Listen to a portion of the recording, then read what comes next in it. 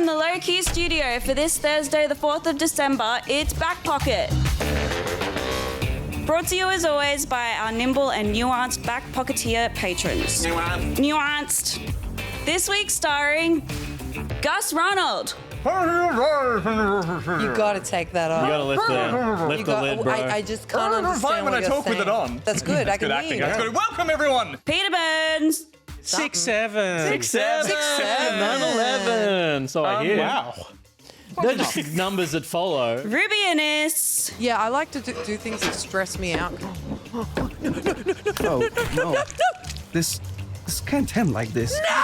And special guest, Will Yates. Big idiot answer. That's a gift, Will. I've never seen that much activity and confidence from Will in the same moment. Once a segment. And behind the scenes, it's Josh and Adele. Now, eyes down, thumbs up, lock in, strap on. What? Because it's time for Back Pocket!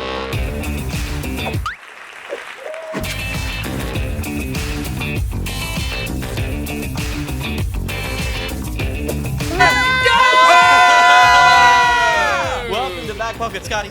Sit. Scotty. We stressed John, her out. it's okay. You're okay. Sorry, baby. You're okay, Sorry, little baby. I needed to do that. Little for my baby health. girl, you're okay. Welcome to the show, everyone. Welcome to the show. Tonight on the show, we're like a phoenix rising from the ashes after 2 weeks off. We're going to see how far the wind will take us in Kirby Air Riders Challenge. Kirby. Kirby. Kirby. Change HDMI inputs and chat about what we've been watching on other screens. It sure is. We'll get Forever and never. William, welcome back to the show. Thank you. It's a pleasure to be back for another Star Wars special. Yeah. You came all the way down the stairs. I did. I walked down them all. You love to see it. Yeah. Have you been doing much gaming in the last kind of few You months since we know saw it that I don't. Yeah, not heaps. No, I play Fortnite, but I have to like fight with my ethics. Yeah, When I okay. play it, I want to Yep. play it to see what cool things they've done, and I remember all the other stuff. You also Yeah, fight with that's us hard. when we're like, be on the show and like play a game. You're like, nope, Yeah. no, don't want to. No, doesn't sound like, good to me. it's the opposite of real parenting. It's like, play a game, please, William. I'm too busy Come being inside outside and then play inside for a game. movie. Yeah. See, I don't think that's true. Like, Yeah. you basically threw your hand up to jump on this show. I did. You miss us. I did. That's true. I think yeah. you miss us. Do you miss me, Will? Oh, wow. Lovely down here. My mic must not be working. Something's going on there. Yeah, it's great. Wow. It's We so went nice. to a party the other day that Will was at, and I was at, and I was saying goodbye to everyone, and I came up It's and I was just a like, weird way to frame that. That was really weird. I was You there said we and went to Will a was party and then you just called him out. there. And we went. Yeah. well, I he didn't was finish there the too. story. Okay, go ahead. Leading. And of course, Will that's how I was there. talk. You all know this by now. If you don't, that's just play Yeah. catch up. But I specifically went to the table and was like, well, I will see you later. And Will's looking at me like, why are you telling me? I will see you tomorrow in the office. I wouldn't see anyone else there for like a year, but I was Yeah. like, goodbye to you and also to the rest of you. But Yeah. it was No, just, it you know, was- it was it's nice. nice to be out socializing. It was good. I We've saw a all big- been out I saw a doing- big rat. It was like, did you see a big rat? No, but I'd love to hear about It it. was just a very big rat. We saw it in the distance and thought it was a possum, and then it got closer and it was like, that's a rat! That's crazy. You know what? I've Yes. seen a big rat recently. Can we Yeah. cut to upstairs, please? There's a few of them up here. They are. Bloody my peanut God. gallery out there. Look at What's our going on? And they It's a rat smell party too. They upstairs. smell so bad. Oh my Rats. god. Diva moment. The divas are going on upstairs. Josh fits in with the divas up there. Absolutely. Absolutely. Biggest Josh diva. is an honorary girl of the show. Oh. I've always said this. Yeah. You've That's always said that. bitches. He and I tucks. point to Josh. I'm a bitch. No. Yeah. What? Yeah. Dunno. You're also a mother, you're a child, you're a lover, Lover. you're a sinner, Nice. you're a saint.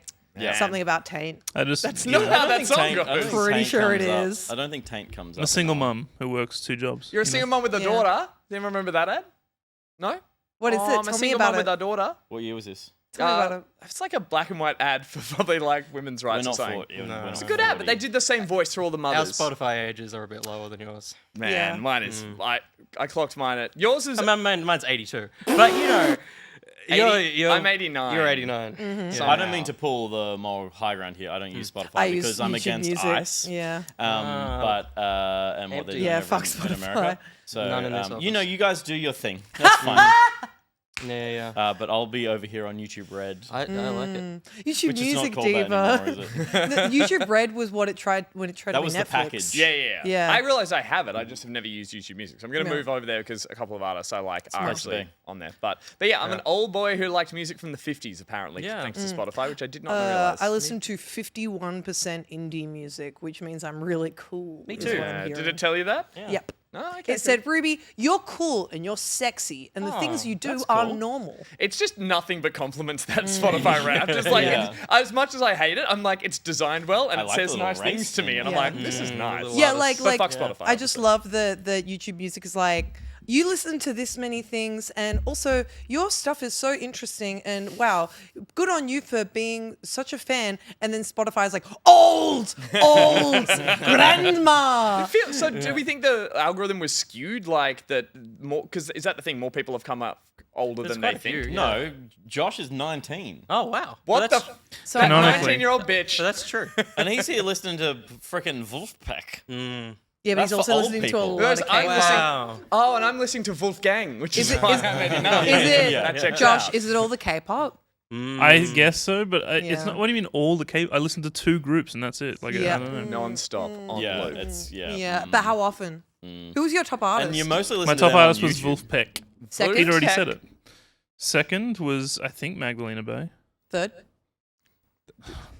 Why are we This doing is this? good. Because I want to know where Lawrence. Cat's Eye dropped. Lawrence. Cat's Eye's not in my top 5. Whoa! But it was Daniel's number 1. He was in the wow. point. He was in the 0.05% Oh my god! of global listeners. Yeah. My Oh, range that's was beautiful. number 1 was Tame Impala, number 5 was Jesus, I'm old. Justice. No, but I'm gonna go see Justice tomorrow. Number 5 was not Barry Manilow, the other guy. I said it's you, Adele. Jesus, my brain's not what it used to be.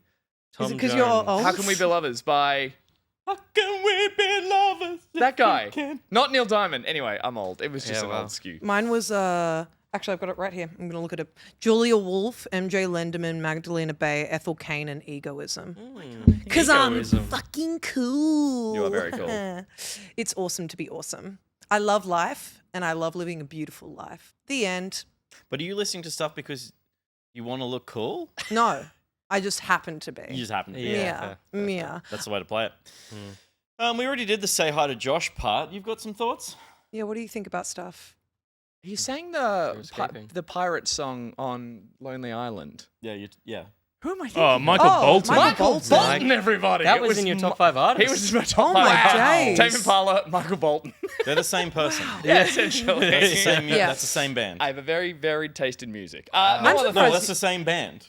You reckon? Yeah. That's sweet. They're just 40 years apart, but Yeah. they're writing Michael the same Bolton band. and Tame Bolton, Impala. Tame Impala. Okay, yeah. The hot They're takes. just writing like pop ballads Yeah. potentially. with the instruments of the time. yeah. Yeah. That's Classics. I have no other thoughts. No, we've been busy. We've had a couple of weeks off. I've been and busy. yeah, we've been doing other streams and stuff like that. But Loki's been cracking on, so we're just back into the swing of things at Back Pocket. And then we got what two episodes after Yes, this? so it's this episode, the next episode, and the last Big episode. and then we're Fun done. Christmas special coming up. Spectacular. We'll do giveaways. We'll do giveaways. Spectacular sounds better than special. Yeah. I like Christmas that. Spectacular. Let's do that. that. The We should do that Christmas more. Spectacular. Yeah. Oh, it's going to be spectacle. We're going to do karaoke. What? all glass. Karaoke. I'd love to do like I've a actually sing stuff. manifested it into the world now. What? Okay. We're going to do Karaoke? karaoke. You just said it. On the Yeah. show? Can we get SingStar in here? Yeah. Yeah. Then Michael Bolton? Yeah. There's absolutely It would have Michael Bolton on that It show. It would would. definitely have that. It for would. sure. No. That'd be fun. That will be fun, but we'll learn about that after we learn about the games that are coming out this month because it's time for the game plan. Oh my god. I think that's the first time that segue has been done right. Yeah. Yeah. How We're disappointing. so bad at going game plan. We are. We are. But this is going to be a good one. The game plan is we're going to go through the games to come out this month. It's brought to us by Windswept. And when Reese sponsors a segment, we get a sound sent in from Reese of something from the wild. You all know how this works. We all know how this works. We don't have a guest that we have to explain this to. We're just going to head to the wild and hear that sound and get it in one because it's a fucking seal, isn't it, Josh? I know what this is. I know what this is. You know what it is? Drowning budgie. Whoa. Yeah. Hang on. It got watery. Yeah. One more time. It definitely got like something snorfing in the water. Snorfing. Which for me... Snorfing. Hey, listen. Water.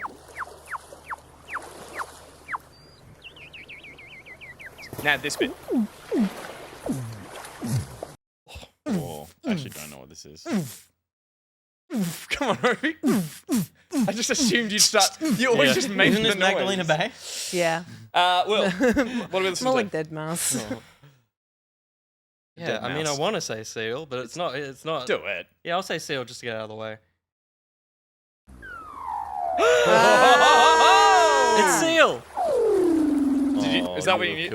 That's what I. Nah. I didn't expect I it. thought it was a cat with a theremin, but then by the end I was like, it's not that. Yeah, it's so much prettier than usual.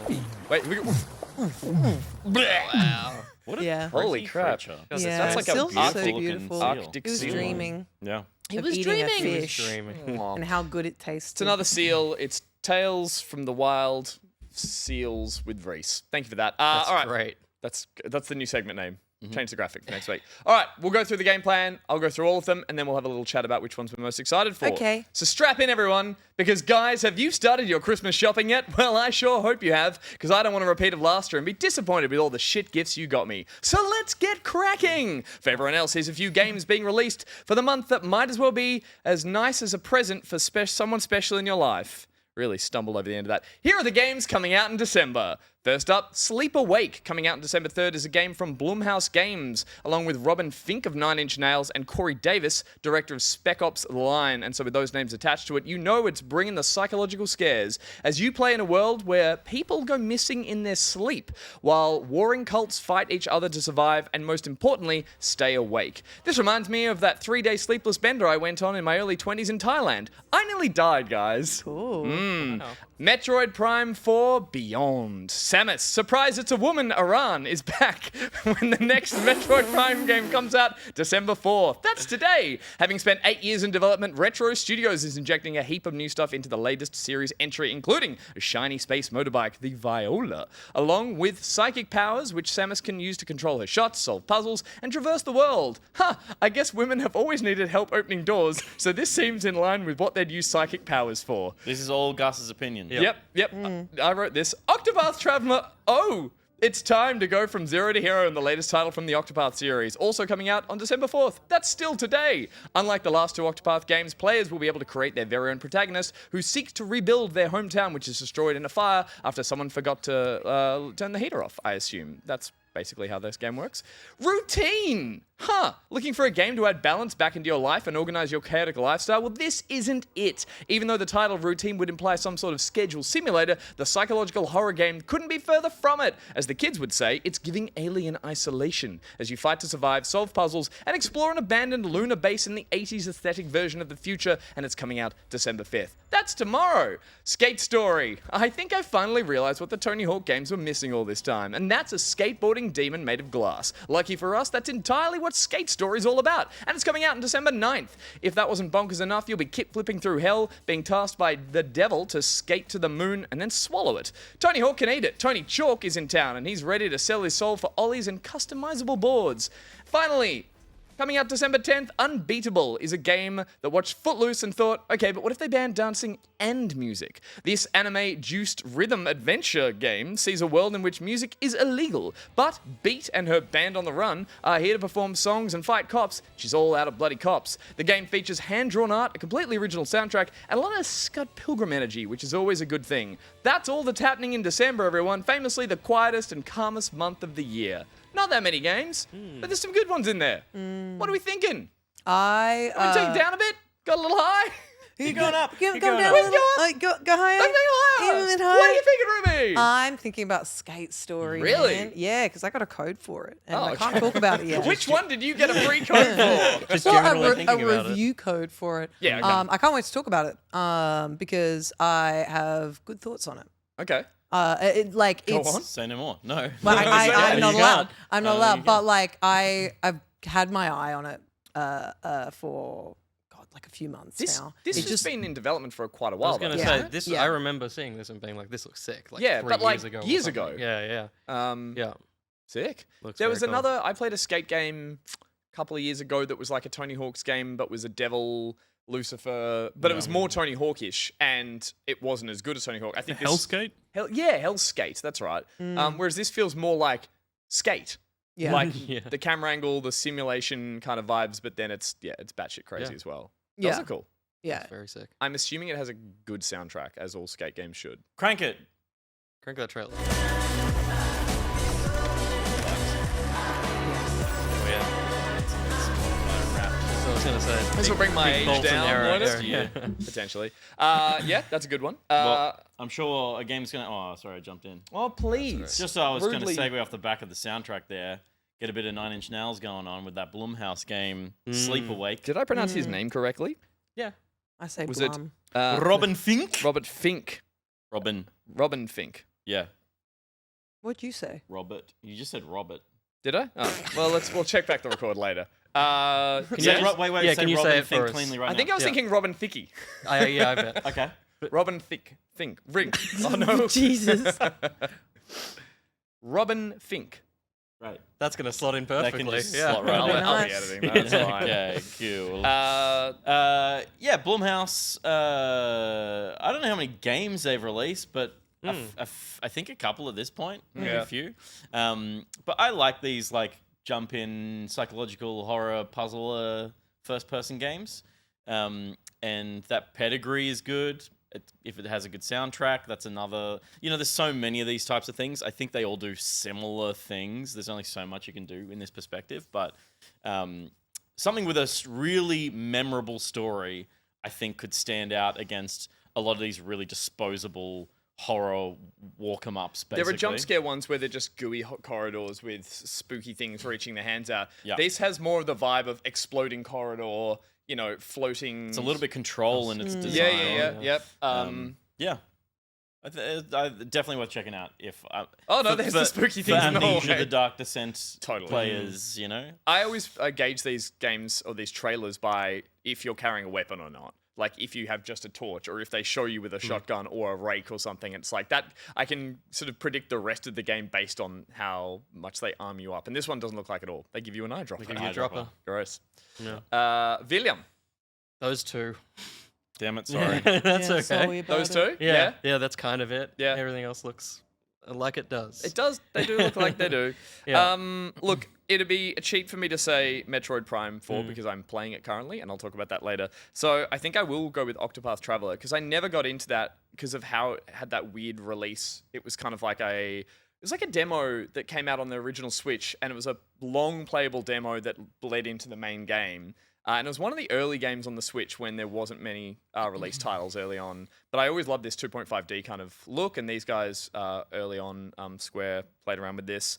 I like the idea of customizing your own character instead of the previous thing with Having the Octopath it was 8 characters. There were 8 characters, hence and Octopath. You can choose any of them, but then you'll meet all of them throughout the gameplay eventually. Because that was the point of Octopath is you'd play someone's story and then you'd finish that and then Yeah. you'd play another character and they might intertwine and stuff. So maybe that means they're pairing it back to more of a traditional RPG. I don't know, but it seems a little simpler in concept and I like that. I played the mobile Octopath game I remember and talked about on the show and it was surprisingly good. But it had 2 hours of game before they offered you a battle pass or something in it, and I was like, yeah. So this looks bloody cute. So like, I also think Unbeatable looks gorgeous. I have like this thing where I love rhythm games. I'm not good at them. I'll be checking this one out for sure. Yeah. It looks gorgeous. What was the gameplay of this one looking like? Because I've seen cutscenes and stuff, but okay, yeah, right, one of those ones. Yeah, one of the like rhythm combat games. And I've played a lot of games that have rhythm combat that I've really liked. Doesn't mean I'm good at it, but I always enjoy myself with them. Damn, that looks stylish as hell. Yeah, I think it's got a real nice style. There's like elements of Kill la Kill that I think it kind of reflects, which it wasn't my favorite anime, but I definitely loved it stylistically. I thought it looked gorgeous. But yeah, Holy hell. I love it. I love a game that's very visually sure of itself. Totally. You know? That's just not an anime aesthetic. That's also on top of it. That's an art style Yeah. on top of it, which looks very cool. I kind of like quieter months. It's like, again, December's when I do load up a Switch or a Steam Deck and like when I go traveling and try and like put that 2 games on there to play. This month I'm finally going to play Claire Obscure. because I know that I don't have to play a game. Make every sure week. you got a good amount of time because I put it down halfway through and I feel like I can't come back to that game. Oh yeah, because of controls. December 19th is when I will be starting that game. Because the Game Awards? No, because it's the we're day off. after when we. Oh, right. leave. Okay. Well, it's going to clean up at the Game Awards Oh, as yeah, well. totally. So I'm sure it'll hit the top of Steam purchases and everything then. But Yeah. yeah. Cool. That is the game plan. Those are the games we're going to be playing. Here are the games that we have been playing in What Have We Been Playing? You sure about that? No, it's trying He was close. It's What We've Been Playing, a show where we game. Fuck. Yes, it's hard, isn't it? Hard. Reel it back. Reel it back. No, that's Nah, no, you go hard, go. Thank you. that's the I thought you were opening of the playing that in next reel. reverse for a second. We need that function. It's What We've Been Playing, a segment where we talk about what we've been playing this week. And it's brought to us by Nigrotex. Oh, like that. Very good noises. Yeah, really good noise. What noise is It's that? all Sonic. They're That's all going Sonic. through the checkpoint and the Yeah. little thing goes. Oh, And the other one was the bounce pad. Yep. Very crisp, Pong. all the Sega sounds, all the Sonic sounds. Yeah. Great. That better be one of them. Oh, thank you, Josh. What's that?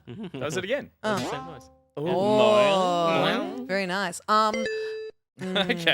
Easy, buddy. Someone's at the door. Hello. So before we do that, because Nigrotex is sponsoring this segment, we play a game of Screenshot in the Dark, and you've got one, so let's do it. Me. Gus. Oh, More. That was you Will go first. guest I first. can't see if the Chrysler building's in it, but I'll say Spider-Man. Marvel's Spider-Man. Just keep I that. think that's right. Maybe. Well, let's find Tell you out. what. Let's find out.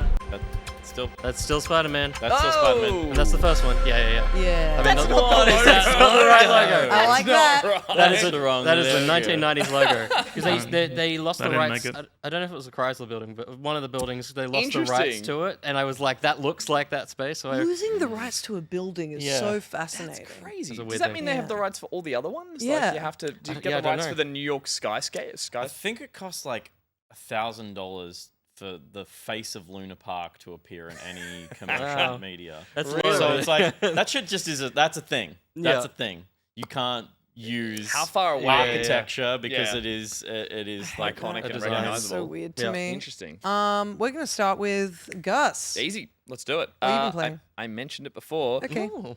But yeah, I've been playing Metroid Prime 4 Beyond, which came out today. So yeah, Metroid Prime 4 Beyond is the game that's been long awaited as a sequel in the Prime series. And it was announced a long, long time ago. It was in development before it then got scrapped and the development moved to Retro, who've done some great Nintendo games. And they've been working on this since 2017. Was when it was originally announced.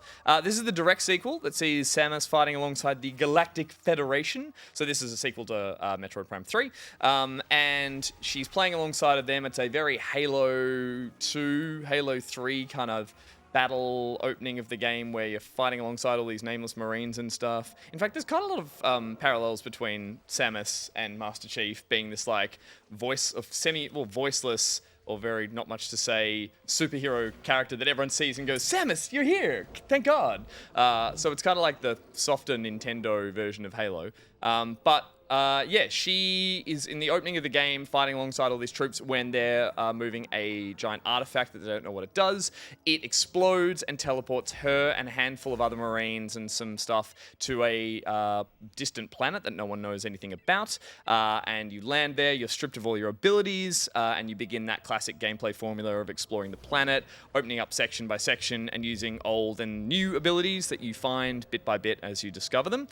The main addition in this game is this purple psychic crystal that replaces your visor scanner. So she finds this crystal and it embeds in her helmet and it gives her a new way to scan the environment and also a kind of telekinetic powers that she can use to interact with objects in the space. But essentially that is the puzzles in the game. That's a way to kind of create a second detective vision like you would in your Arkham games, and then objects become interactable once you use that vision, and then you'll gain powers through that as well. I think it's fair to call this game very formulaic. It is literally one half of Metroidvania, a genre in itself that is about a formula. So I don't think anyone's picking up this game, or hopefully not, that's not expecting that. Because like the first couple of hours, it's all very comforting. If you've played a Metroid game, you are going exactly through the beats you'd expect to be hitting. It all feels fantastic. The lock-on targeting, switching into a morph ball, the 3D map, which is kind of like linear but opens up new corridors around as you explore sort of the first area. Again, it's like slipping into a warm bath at the start. It just feels very much like the Metroid game we were all expecting. It does start to evolve into a slightly different game at about the 3-hour mark, which is where I'm at. But again, just this opening has been a real delight to just feel like, yes, this is what the Prime series was. I only played Metroid Prime Remastered on Switch 1, which came out last year, I believe. I never played Prime 2 or 3, but people rave about the whole trilogy. But the whole time I was playing that, I knew that I was playing an older game. It was an older game that felt a bit clunky, that had been polished up for the Switch. Here, at least I know that I'm coming into a game that feels entirely built for a new generation, a new console, that kind of thing. And it's all been tightened and really focused. So while it is still a strange shooter by the standards of having the visor and the sort of clunky aim and all that kind of stuff, it feels great. You very quickly get used to or get to grips with how it feels to move Samus around. It doesn't feel as fluid as a COD or as bouncy as a Halo. It's its own style of shooter, and I really, really like it, and I think everyone would find after the first hour or two they'll find the same kind of groove.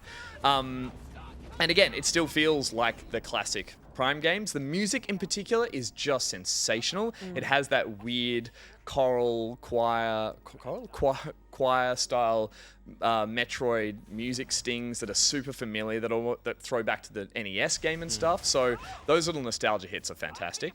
Yeah, look, it's the other really interesting aspect about this version of this game is that it sits parallel with the Zelda series in my mind as a very formulaic, iconic series based around a hero where you do the same beats in every game, just like slightly altered for a new planet, a new world, whatever. And I think it might not be as revolutionary as something like Breath of the Wild and how that updated the Zelda series, but you do get those similar vibes as you start the game. You're like, I know what I'm playing here. I'm going to a temple to get a key to move to the next door, as I mentioned at the start. So it's all the stuff you've loved in previous titles, but with like more tweaks and updates to justify a new game. There are some additions that I'm not 100% sold on just yet. But again, I'm about 3 or 4 hours in. And the main one, you just saw a little bit of footage there before, is that Samus comes across these other Galactic Federation soldiers. You saw that was one there, I forget his name. It's not Mads Mikkelsen, but it's an alliterative name with an M. It's called like Mikey Mark or something. That's a different... Marky Mark. It's not Mikey Mark. But you do find a very chatty... like friend who comes along with you. His name is companion. Girlfriend Trooper, it looks like. Well, he was announced in a trailer and the internet went mad. They were like, we hate this character straight away. It's a companion character that early on gets on the comms and starts chatting in your ear and even is a little escort mission right at the beginning. And I will say I'm a little concerned about how that's going to feel because the Metroid games for me are about that solitude.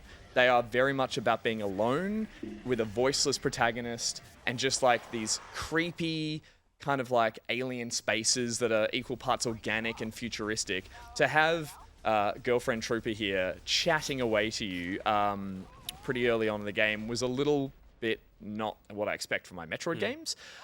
However, like they very quickly leave you alone at some other sections and they're like, off you go. And I was like, great, I get to go off to a temple or another area of this planet by myself and feel that kind of weird loneliness that you have in these games. And then all of a sudden, Miles McKenzie, there you go. Nice. Then Miles McKenzie's like, I found a radio, I can chat in your ear. I was like, oh, Miles, please, fuck off. We can talk now. Oh. At one point, you get to an area, a big electric storm planet. It's all on the same planet, I should say. And immediately he goes, you need to get to this area. Here's the map. Here's where you are. Here's where you need to get to. You'll need to go this way. And I was like, hang on. Metroid games are about discovery. Yeah. Metroid games are about let Trial me and work error. that out. That might just be I'm still in the tutorial phase of the game. It might just be you are still 3 hours in, we're showing you how a temple works, and then from now on, maybe he's not going to do that every time. However, I was a little taken aback by how chatty it was, and apparently there's more characters you meet along the way, and that said, people, or some stuff I've read early on from previews, people are like, you warm up to them all pretty soon. And I was like, okay, I'm not going to just shit on Miles McKenzie before I've had a chance to meet the whole crew and that kind of thing. But it was a bit of a shock to what I'm used to in these kind of games. And then the only other thing which I've just got is the bike, which I mentioned in the game plan, called the Viola. And I've just got it, and it's a very much a fuck yeah moment when you get the bike. You literally go through a bike building factory to put it together, and then you hop on it. And it's a cool level, and you hop on this thing and you race off, and it feels fun. It doesn't control great. And again, this is not my opinion, this is other people's, but previews have said it's a bit of a redundant mechanic. Like, it pretty much takes you into a big open area very soon after that, and people have said it gets boring very quickly. Now, that's not my opinion, but I've heard and read that a lot, and I'm curious to see how I feel about it. I'm going to try and take that fuck yeah enjoyment into the desert and see if I can keep enjoying I've said before in the show, I like a dumb movement system. I like a cool dive roll that I just keep doing. It's the Hyrule Field, like, Yeah, sure. and people have made comparisons to the Hyrule Field kind of, or Breath of the Wild. Sorry, was the criticism that the idea of having a bike has meant that they've built an open world and a larger space to play in? Because obviously everything we know about Metroid and what we're looking at is just corridors. Yep. And so they've put an open space in there for you to enjoy the bike, but the open spaces are what kind of pointless for the game. For what I've seen in the trailers and stuff, it's just a big desert, and you just have to crash through green crystals to pick them up while you move from A to B to C kind of thing. Get back to the corridors over on this side. Go of and the do the desert. temple over there, the temple over here. It's like Sure. a big Gerudo desert kind of thing. Yeah. And again, people have said it gets boring quickly. I'm sure, enjoyment may vary based on how much you enjoy riding the bike around. And again, I haven't had a chance to do it properly, but but something that was being sold as like a marketing thing, like she gets a bike. I was interested to see how quickly people weren't in love with it. Yeah. But yeah, sorry. Two things. Viola Davison. Yep. Is that anything? That's pretty good. That's Thank pretty you. good. That's pretty good. Second thing, I'm curious to know if you tried the mouse controls for the Actually shooting. didn't, because Do you think it would make it a better experience? I don't think so, because one of the best things about the Prime series is the lock-on targeting. Is the fact that you just spam clicking. the left trigger and it just targets onto what you want to hit. It's never been a game about precision targeting. Like Infinity, Nikki. And like Infinity. But here you'll see, I just quickly, like, it keeps you locked onto the enemy you need, and it becomes more a game of switching between missiles, lasers, and blasters. And that, for me, is the cool mechanic in a Metroid game, less about How much dodging and stuff can you do? Obviously, you can turn into a little ball. But it looks like you're just strafing. It's a double tap to do a little thruster jump left and right. Yeah. And you have that early on, and then there is a double jump that you had all the abilities in that opening battle, and in the classic sense, you get to do all the morph ball has a double jump and everything, and then you lose it all by the time you get to the planet. So Also, how between do the you- double jump and the dash, yes, there's Yeah. a little bit of that. How do you find switching between first person and ball mode? It's it great. fine? It's super easy, and I think it's the exact same as the previous ones, which has always felt good. The button mapping, for maybe it's just me, but I'm always hitting morph ball instead of scan area, so I'm just constantly going into a ball and out, which is very frustrating. But the morph ball sections feel fucking amazing. It feels like a nice ball bearing on glass. Like, it has that level of that tactileness. Does it and have the smoothness. vibrations? The Switch always has those cool. You bump around and Yeah. that's there. I've been playing with the Pro Controller, and Yeah, again, okay. that's why I didn't really go with the mouse controls. There is the psychic abilities or the telekinesis do lead to a bunch of guide your bullet around, and you can use gyro controls for that. Cool. I'm just an old guy that who cool? doesn't like gyro. The second I have to start Cool doing in that like with a my I'm control- listening way. I'll do it. I hear you. I'll do True. it. I'll do it once. Well, it was said, yeah. I'll do it once at the start and then turn it Yeah. off and be like, I'm more than happy with a thumbstick control. I was going to ask, and this I'm seeing a little bit of it already, well, just now, but it's like I'm only seeing the same enemy types in any kind of combat. These guys are at least sitting up on a ledge and sniping you, but it's the same enemy. Yeah. The beauty of combat in Halo is basically the tiers of enemies that you fight. Sometimes there's flying enemies, but between grunts, jackals, and elites, you're fighting 3 different types of enemies simultaneously, Yeah. and that's what makes an engagement interesting. This just looks like all I've seen so far is the same waves of the same enemy coming. I thought at the you. same thing at this moment of the game, and this Yeah. whole bridge was one enemy type. I will say, from what I played of Metroid Prime 1, it does the Nintendo thing, which is it just beats you over the head with learning how to kill one type of enemy before it even dares introduce two types of them at once. Okay. But it has, history has proven in this series that they'll eventually be like, you reckon you've got this enemy, now we have the one that spits from far and rolls around, and we're gonna be in a room where suddenly they both, in a cutscene, they're both there, and you're like, oh no. So yes, they do evolve, I think, or the combat does evolve to a point where they start mixing up enemy types. They just do the Nintendo thing, which it takes 6 hours to get there before it starts being a challenge. Just I was like playing, Infinity. just Sorry.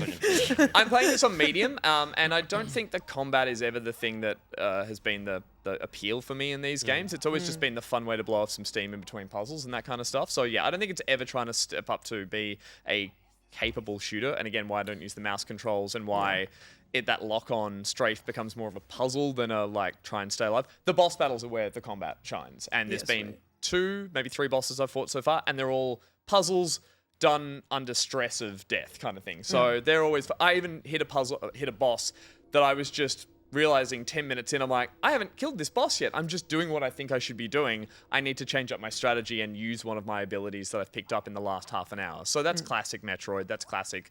Like, Vania. so, Sorry? yeah. No, you're fine. Go Okay, ahead. I am. Yeah. So in that sense, it's ticking all those boxes. I'm yet to see it really break out of the mold, but it's just a very polished, very nice Metroid game, and I'm glad to be playing one that isn't a remaster or a remake or a rebuild. It's a fresh one. So yeah, so far so good. Swag. Yeah. Will. Me. Josh, I just want to make sure that you're going to be on penis watch for this footage. Cockwatch. True. That feels like Yeah. we had a banner for that. Like Penis cock watch. watch. Cockwatch. Cock If and I remember, I'll remember. Yeah, Otherwise, yeah. I guess this is the last episode. Yeah. So. Yeah. Okay, This is well- Hold for penis. Hold for penis, please. I've been playing Dispatch, which is an episodic adventure game. Yeah, there's penis. It's okay. I thought you were playing something else. Cock. Cock. Discock. Very good. It's made by Ad Hoc Studio, a team made up of ex-UB and Telltale devs, and that absolutely shows. It is basically a Telltale game without a game engine, until there is a game engine, for the most part. It's just a bunch of movies. It's split into 8 chapters, and you'll watch roughly 40 minutes worth of animation, where you'll occasionally choose a couple of dialogue options that sway the narrative to varying degrees. And then the actual game part is the game's namesake, which is the dispatching, where you'll be in a superhero call center sending out a squad of ex-villains to various calls across the city. And there's also hacking mini-games, unfortunately, spread throughout it. As someone that has basically jumped off video games, this is a soft re-entry into playing games. If you're a fan of stuff like Invincible, The Boys, or any Amazon-produced shows, it really is like checking out an episode of that with an occasional bit of game in there. The good thing is it's also like a tighter Telltale game experience because it's not game first. You're not sitting through like NPC dialogue that you don't really need to interact with or anything. It's a linear narrative that you're kind of just pushing in a few different directions as it goes. There's no hub worlds and stuff like that because it is literally just video files. Cartoons. Yeah, which is cool. And it also means there's no hitches in a game engine, which was a huge thing in Telltale. Like, those games ran poorly. So really, for me, the game it obviously lives and dies on its narrative that either the game tells or you tell. For me, I'm 4 episodes into it. I haven't finished it. Guys upstairs will have different thoughts on it, but I am just kind of tired of this narrative in media. I think it's similar to, and I wouldn't expect this level of quality, but The Last of Us came out at a really good time for a zombie game to come out. If it came out now, we wouldn't have the same kind of feelings with the story. The same kind of this. As I referenced, there's Invincible, there's The Boys, there's countless things, and it's not telling a new story. It's telling us a unique superhero story of, you know, these are gross out heroes. They say fuck. They can use language that Disney would be afraid of. They get their cock out, apparently. There's a lot of cock.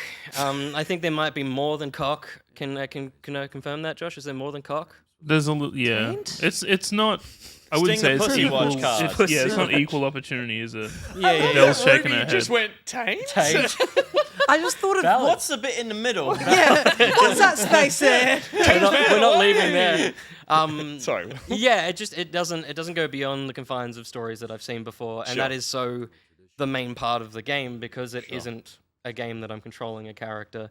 And so for me that's been difficult. Also for me the dispatch section, it very quickly becomes clear that you're sending these characters which you'll interact with in the animation segments to different crimes and stuff like that, but your success or your fail doesn't have much of an impact on the story. It's more so just a time to learn about those characters Sure. and their quirks that'll show up in the thing, which for me then it feels pointless, and there's not the tension of like, oh shit, if that character dies in this mission, or they get pissed off with me for not sending them on a mission. There's none of that which should then play into the narrative, and it just becomes these like downbeats until I get to watch a TV show. But I know it's getting a lot of love. Adele and Josh have both finished it. Yeah, You guys love it? I played it twice actually. Whoa. Oh So my I god, wanted look at the to. K-pop group. I- Sorry. It's all Okay. K-pop. Yeah, I liked it. You and Hudson liked it. Yeah. Do a rap, Josh. Do a rap. Yeah. Why did you like it? Well, I actually really did like the gameplay. I know it's something that Will didn't really get much enjoyment out of, but the actual dispatching part of the game I thoroughly enjoyed. Like, that was a fun puzzle, because it depends on... There is a fair bit of variance, I guess player to player, because you are choosing which aspects... It's like an RPG wheel. They all have, like, speed or, how strong they are, how smart they are, how charismatic they are. They've got stats that you can choose which ones you want to level up on each character. And so, and the jobs that you send them out on require a certain minimum of each of those stats. So it's like, I guarantee that Adele's heroes would have had very different strengths and weaknesses to my heroes, because that's something that you choose how you want to level them up. But yeah. Does that? Well, I was going to say, does it feel like there are two games happening, or like one of them is? It's given because it's basically the lead character you're following. Yeah, It's okay. his day job. It weaves through the narrative pretty Yeah, well. right. Okay. One of the criticisms that I've heard about the game, and I haven't heard a lot of criticism about the game, but is that in being one of these more blue or leaning into like colorful language Yep. and Adult themes. sexier themes, it doesn't stick the writing all the time, and it can feel a little bit, I heard, Whedon-esque. Yeah. Which, I think like the Joss Whedon style of writing was interesting at the time. Yep. Maybe doesn't play as well today, particularly with what we know about Joss Whedon, but he's not attached to this project. Like, did you find that interactions feel a little bit juvenile at times? Like, because that was kind of his thing. Yeah, was like, totally. It's just more youth quips. language in... Yeah, youth language and quips. Yeah. I think it's softer, but I also, again, it has massive Invincible vibes, which dialed it back in a nice way. Okay. Yeah. So for me, that's the point of reference that I'm Sure. finding a lot of. But yeah, no, I think the writing, it is solid. Outside of the story, the character interactions are sweet. There's a lot of lovely... There's great voice acting. I've said That's what I was going to say. Yeah. Like the performances for me are what really sealed this and wanted me to keep playing more, and then also go back and play again and make different choices so I could see different interactions and hear different performances. It's like that they're so strong. It should be more common in games, but it is that thing of hearing characters have dialogue with each other that sounds like they're both in the room. Video game dialogue, and so often just comes off like lines recorded at different days, just mixed and matched with each other. Even the Telltale games originally have that. Yeah. Well, and that's the beauty of it, again, being video files, is there's not that weird stilted engine getting to the next line. It's, Particularly when you have branching dialogue, right? Yeah. It's like, oh, we'll just record this actor's lines completely separately, because they're not... It's impossible to play those scenes out unless you play them out 500 ways they could play out. Yeah. So you don't have like the emotional carry through, but Yeah. it does seem to be, like, from what I've seen of this, some good direction in there as well. Yes. Like you're talking about sweet moments between characters, just like subtle movements, and like the animation looks really sweet. The animation is, it's beautiful. not to keep referencing it, but Invincible is one of the ugliest animated shows Yeah, sure. around. It is. I love it. There's 6 frames a minute. Which Look, I mean, cheap- I am cheaply- yeah, cheaply it's a put together, very probably. cheap. I'm an show. old school anime watcher, so That's totally like fair. The style is still there with Invincible. It comes from sure. Kirkman's like it's a cool treatment, but it's like watching it in motion isn't particularly nice compared to how much This is expensive. This Yeah. feels great, and all the sequences are good. There hasn't been much action that I've seen, but the few beats that I've seen, I also have quick time turned off because I can't be bothered, and that's such a useless part. I'm a slow time kind of guy. It doesn't really work, but then it just turns into the action scenes are like Zack Snyder sequences, so they just do this really slowly. Oh right, of course. But without the. Should we be on Cockwatch? Is this okay? No, we don't Royd's see fine. cock here. Okay. Royd's See fine. You Royd's see fine. piss. Can we see cock? I don't think Flip so. the camera, I please. guess They're the gonna question fist. is: are you going you to go. finish the next chapters not. and finish the game? I'm gonna the next two because there's about I think there's about 8? There's yeah. 8 total. I think Yeah. if you're gonna do the next 2, I think you'll find yourself playing the last 2. That's Because what I was about to yeah, say, yeah. we've got Mitch up in the chat talking about it, and he said the game started to, like, it flipped for him after episode 5. Which is a lot of animation as well. Yeah. It always Totally. takes quite a How bit how to- long are the About episodes? 40 minutes. Yeah. Okay. Right. 40 to 50, yeah. Yeah. Okay. Well, I'm very good at the cool. game, Well, and you- also have all you- props you turned got off. force fail quick time states. events in the you world. got half of it turned You can all off. die. It doesn't matter. The dialogue choices and how seamless the scenes still play out dialogue-wise crazy. is really crazy. To I'm me. impressed Like, with that yeah. because games that say they have that and then very quickly are sort of shoehorning you into the pre-existing cutscenes. You're like, I don't think Totally. I was aiming for that, but this is what is versus what you're saying this is always impressive. Josh, say the dialogue choices line again for us. dialogue choices. No, say the line that you said about how impressive it is that they are seamless. Cut to yourself and say the line again where you say the dialogue choices, the way that they flow together. The way that they flow together seamlessly is really impressive. Yeah. I think I've always hated that about these games because they never do it well, and I don't think this game does it well either. Like, let me get my cock out. We're I don't being know the what the characters bit in the game. Oh, I thought you were doing a Margaret and David thing. I was doing. And I was very you were confused. just going to an alt take where it shows a different Pete dialogue. wanted me to do an alt take, but he whispered it, so the bit was only between us and no one. Yeah. And yeah, So I saved Josh the didn't cock do the bit line. again. Yeah. It kind of all fell Really apart good. right at the start. Yeah. Yeah. But we persevered, and it'll make Yeah, a great speaking social. of that, fell apart. Am I right? Cock. Fell apart. Oh, with penis. fell- yeah, a there we fellow, go. F-E-double-L-A. Yep, there we go. Yep. Yeah. That's Now dispatch. that's That's a cock gag. Yep. I guess you have to call them jokes when they're yeah. penises. You can't really get. I around want that. to have one last serious point. It's on. You're playing it on PC. PC. Yeah. And so I kind of want to play this on my phone or something. Yeah, Oh, yeah. I if love it was playing on- games on my phone. Yeah, No, I but just- like a Netflix game. Or That's what I something. mean. Yeah. But not in public. Yeah. Are you all right? It's been a couple of weeks. What's going on? What's going on? Yeah, good vibes. Okay, good Yeah, stuff. I Excellent. love to play games on my phone. Yeah, we know. It's good to hear. But yeah, true. No, That's thank it, you. I'm done. Hey, swag. Thank you. So, Pete, Double Swaggin'. swag. what have you been playing? I've been playing Windswept, which is the Donkey Kong Country, but instead of donkey, it's a duck, and instead of Country. Kong, instead of Kong, it's duck. I mean a turtle. Double duck. Double duck.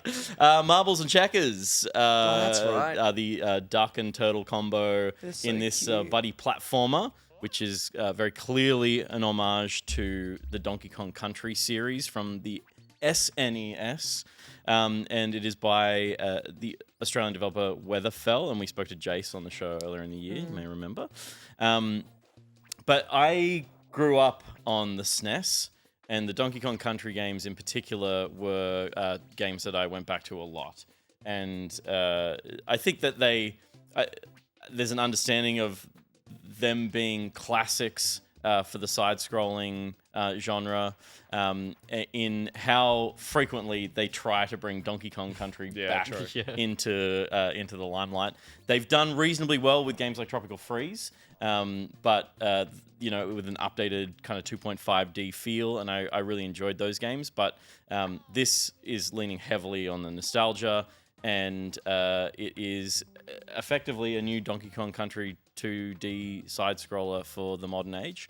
And one of the things that I maybe don't like about it is that it comes in, assuming you've played at least 3 Donkey Kong Country games before. So it kind of starts at quite a difficult, a higher level of difficulty than you might expect. It's not the kind of game that you could like give to your kid and be like, now you can learn how to play a 2D side-scrolling platformer like I did when I was a kid. This is for millennials. You have to pay taxes, which to is be not able a to play negative this thing. game. Yeah, totally. You have to be paying your taxes. Yeah. It's also a there. nice thing for me, but I also think it's maybe a bit of a disappointment for the game to not have a nice ramp into complexity and starts quite complex. And part of that is that the aesthetic, and this is this cutesy game, both by like its graphic style and its characters. Like, I'm not trying to say that makes it a kids game, but it definitely gives you the vibe that it's going to be a little more handholdy just through its visual like aesthetic. That's what I assumed when I first played Sure, it. yeah. And I was like, I'm with you. I was like, these tutorials were like, here's 4 to 5 mechanics and abilities that you need to combo these characters with that you are going to learn in the first level. And I was like, this is way more than I expected. So it's well within its right to be a difficult game. It just feels like it doesn't look like that's what it would be from the start. Yeah, I just think it would benefit from having a more of an arc up into its difficulty, and it can be faster than the Donkey Kong Country games did it, but it starts with a lot of assumed gameplay skill and knowledge, and that's a little bit disappointing. I think for people who would be jumping in to play a 2D platform for the first time. But for me, I played a lot of these things. Sure. That's cool. I jump in and I'm like, all right, this is not just going to be a cakewalk for the first 4 hours. It's going to be interesting to play. Yeah. And part of that as well is in like the world collectibles as you kind of move through the world map like this. You jump into a game that is a level that is like designed around this stage, and you collect things as you go through. You spend the tokens that you collect on the way to unlock more, like higher challenge levels. It's all the same formula as Donkey Kong Country, and the little trophies as well. and you get little trophies as well. The game feel to me is really good. It does feel exactly how you would expect it to for a Donkey Kong Country fan, and the new mechanics more complicated than anything I think that is in any of the Donkey Kong Country games. Throwing the turtle, jumping on its shell as I was it's going to upside ask, is down. that the thing you're talking about mainly with the difficulty level here? No, I think even just this kind of platforming in stage 1, jumping off the back of enemies to double jump up to collect things, didn't really happen until World 3 or 4 in Donkey Kong Country, right? Like, this kind of challenge. If the first level of Donkey Kong Country 2, you're on a boat and you can't fall off it. Whereas, like, you can die by falling off the map pretty much immediately in this game. There's brambles, there's lots of enemies, there's different types of enemies. So it doesn't slowly introduce you to the challenges that you'll be facing. It just lays them all on right from the start and themes them to a world. And that's fine. But yeah, that's more what I'm talking about is like the worlds themselves are difficult. And yes, you've got more mechanics to deal with. Right It's a from real the start. heavy like combo game. I found when playing with Josh. For It's sure. like and like almost constantly reminding you, use this combo. Hey, just remember, use this combo. Oh, you see that thing's up here, and you can't get to it with a normal jump or a double jump. Use the combo. I'll say though that while those things actually can be complicated to execute, the visual language of the world design is very clear. Totally. You know exactly which move you need to do and when you need to do it, but the execution of that is quite tricky. So it kind of feels like it plays into the people that speedrun I was going to say, it looks Mario like and it's built stuff. around the hacks. Yeah. Like they went, what's the hardest way to play a video game? Yeah. And then that's the only way you can play this game. Like in a cool way. Kinda In a cool rocks, way, yeah. right? Like Yeah. you get this in the same way you did in Donkey Kong Country. Yeah. And sorry to keep harping on about it just is very. It's a clone of Donkey Kong Country, by someone who clearly loves those games. Yeah.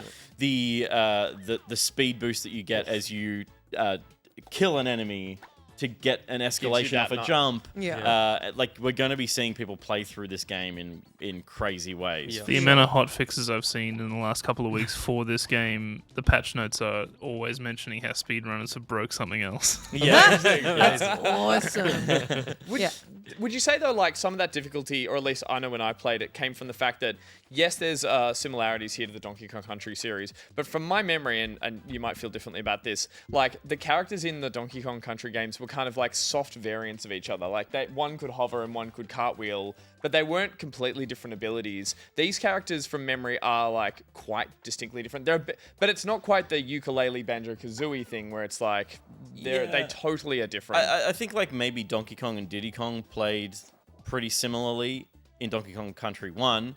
But Donkey Kong Country 2, Dixie and Diddy, I think, are different enough, and definitely, Dixie and Baby Kong or Kitty Kong, are very, very different. That's like Baby Kong, Kitty Kong was heavy, and you couldn't walk fast when you had him on your back, that kind of thing.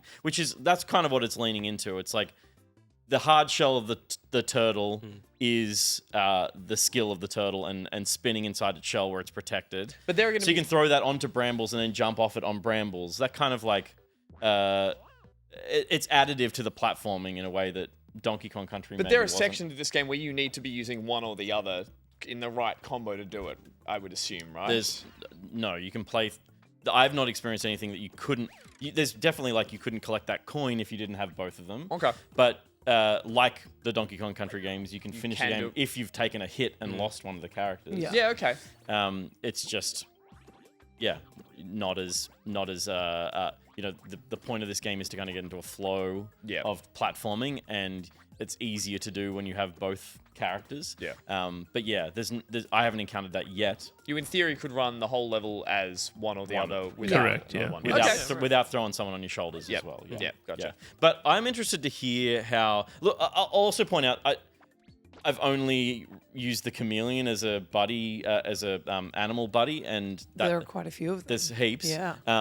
But it already is starting off. I think it starts off on a bit of a weak point next to like how Donkey Kong Country characters, and it's not even just like it's not really from a mechanics perspective. I think the mechanic of it is cute, but doesn't feel that good compared to how good it feels to platform in the game. Right. But like the designs of those Donkey Kong characters, like the ensemble of the rhino, Rambi, the swordfish, the parrot. Swordfish was like on guard. Yeah, the spider. Oh, I remember spiders from 2. I'm always thinking 1. But they all had like cute little names. And they were very. You get the Snake. chameleon to paint. I didn't get the chameleon. Then you are missing out. Because Sure, that is exactly why that character's designed that way. Like the character is designed that way because there's literally a button where the chameleon will paint like a series of different paintings of you three, and it's really charming. Sure, I just don't think the design of it, like it doesn't, it's not cute. Like it's way simpler than. Isn't it wearing a beret? Yeah, it just doesn't have any it doesn't have any character when it gets hit. Like, Rambi goes, ow, and then runs off the screen kind of thing, I think it's just missing a bit of that. But I get what you're saying. It's like, and it's also that these two characters and everything about it is designed well, and that feels like just a bit It feels a more little of undercooked. Yeah, and it was a bit of, was this needed, or was that just homaging a Donkey Kong Country game to have rideable animal companions? But fair enough. But Ruby thinks it's cute. But you guys played co-op, and We did. you played one character each. I'm interested to hear how that works. I played the duck, and Josh played the turtle. Yep, they have names. I've forgotten them, but I thought you might not. Pebbles and Waddles Bam Bam. and Popper. You wrote it It's down. marbles and checkers. Marbles and checkers. I wrote it down, but yeah, it doesn't feel important. Marbles and checkers. It's heaps of fun co-op. It's a sort of weird thing where it's like understandable because like when you're playing one player, if one of you dies, you're just playing as the other one. In co-op, if one of you dies, you kind of just have to sit there and wait until you can play again. But at the same time, like, fair enough. Guess I died. That's my B. Yeah. But would you say it's probably more difficult, like, because you're trying to keep each other, like, there's control with a single player running both characters versus two-player, trying to do timing. And any of the combos. Any of the combos become only, one player. only one person is Yeah. in control. Oh, Yeah. okay, Yeah. okay, that's I clever. assume the person who's on the ground, not on the back. So like I could choose to pick up Ruby, or Ruby could choose to pick up me, and then once we've been picked up, it's in whoever's picked up this Gotcha. control. Yeah. I feel like that's true of co-op in Donkey Kong Country. It's funny, it feels like a game that most of the time you'd be like, but in co-op it's a lot easier, a lot more fun. Whereas I'd be curious here to see if I think it might be. I don't know if it would be easier. It definitely requires more coordination. Oh, but I'm thinking here it would be far more difficult in co-op. Yeah. Which is, it's still fun that it's there, but it does seem like it's a single player game with that as an added feature, but it's not built around the co-op. Still hugely enjoyable though. Yeah. Sure. Cute. Very cute. Yeah, bravo. This came out a couple of weeks ago now, I think, and yeah, still in the hot fix phase. But Damn those speedrunners. Damn yeah. those Leave speedrunners. the duck and turtle It alone. starts pretty spicy. Yeah. And did you do the challenge? We did. The, We did. the first and moth challenge. Yes. Yes. I think so. Not the in level collect the stars, beat up the enemies things. You go to on the overworld. You go up to the moth, and that's where you spend the moon tokens. We Did we? unlocked it, but we didn't do the challenge. No, Yeah. No. Fucking hardcore. Yeah. I think we might have opened it and tried it twice, and I was like, "We're not doing You this." made me cry. You make me cry. Swag. Yeah. So Swag, Ruby, I'll round us out with a game that I played and finished. Consume Me, which is a semi-autobiographical life simulation RPG by Jenny Zhao Hisai.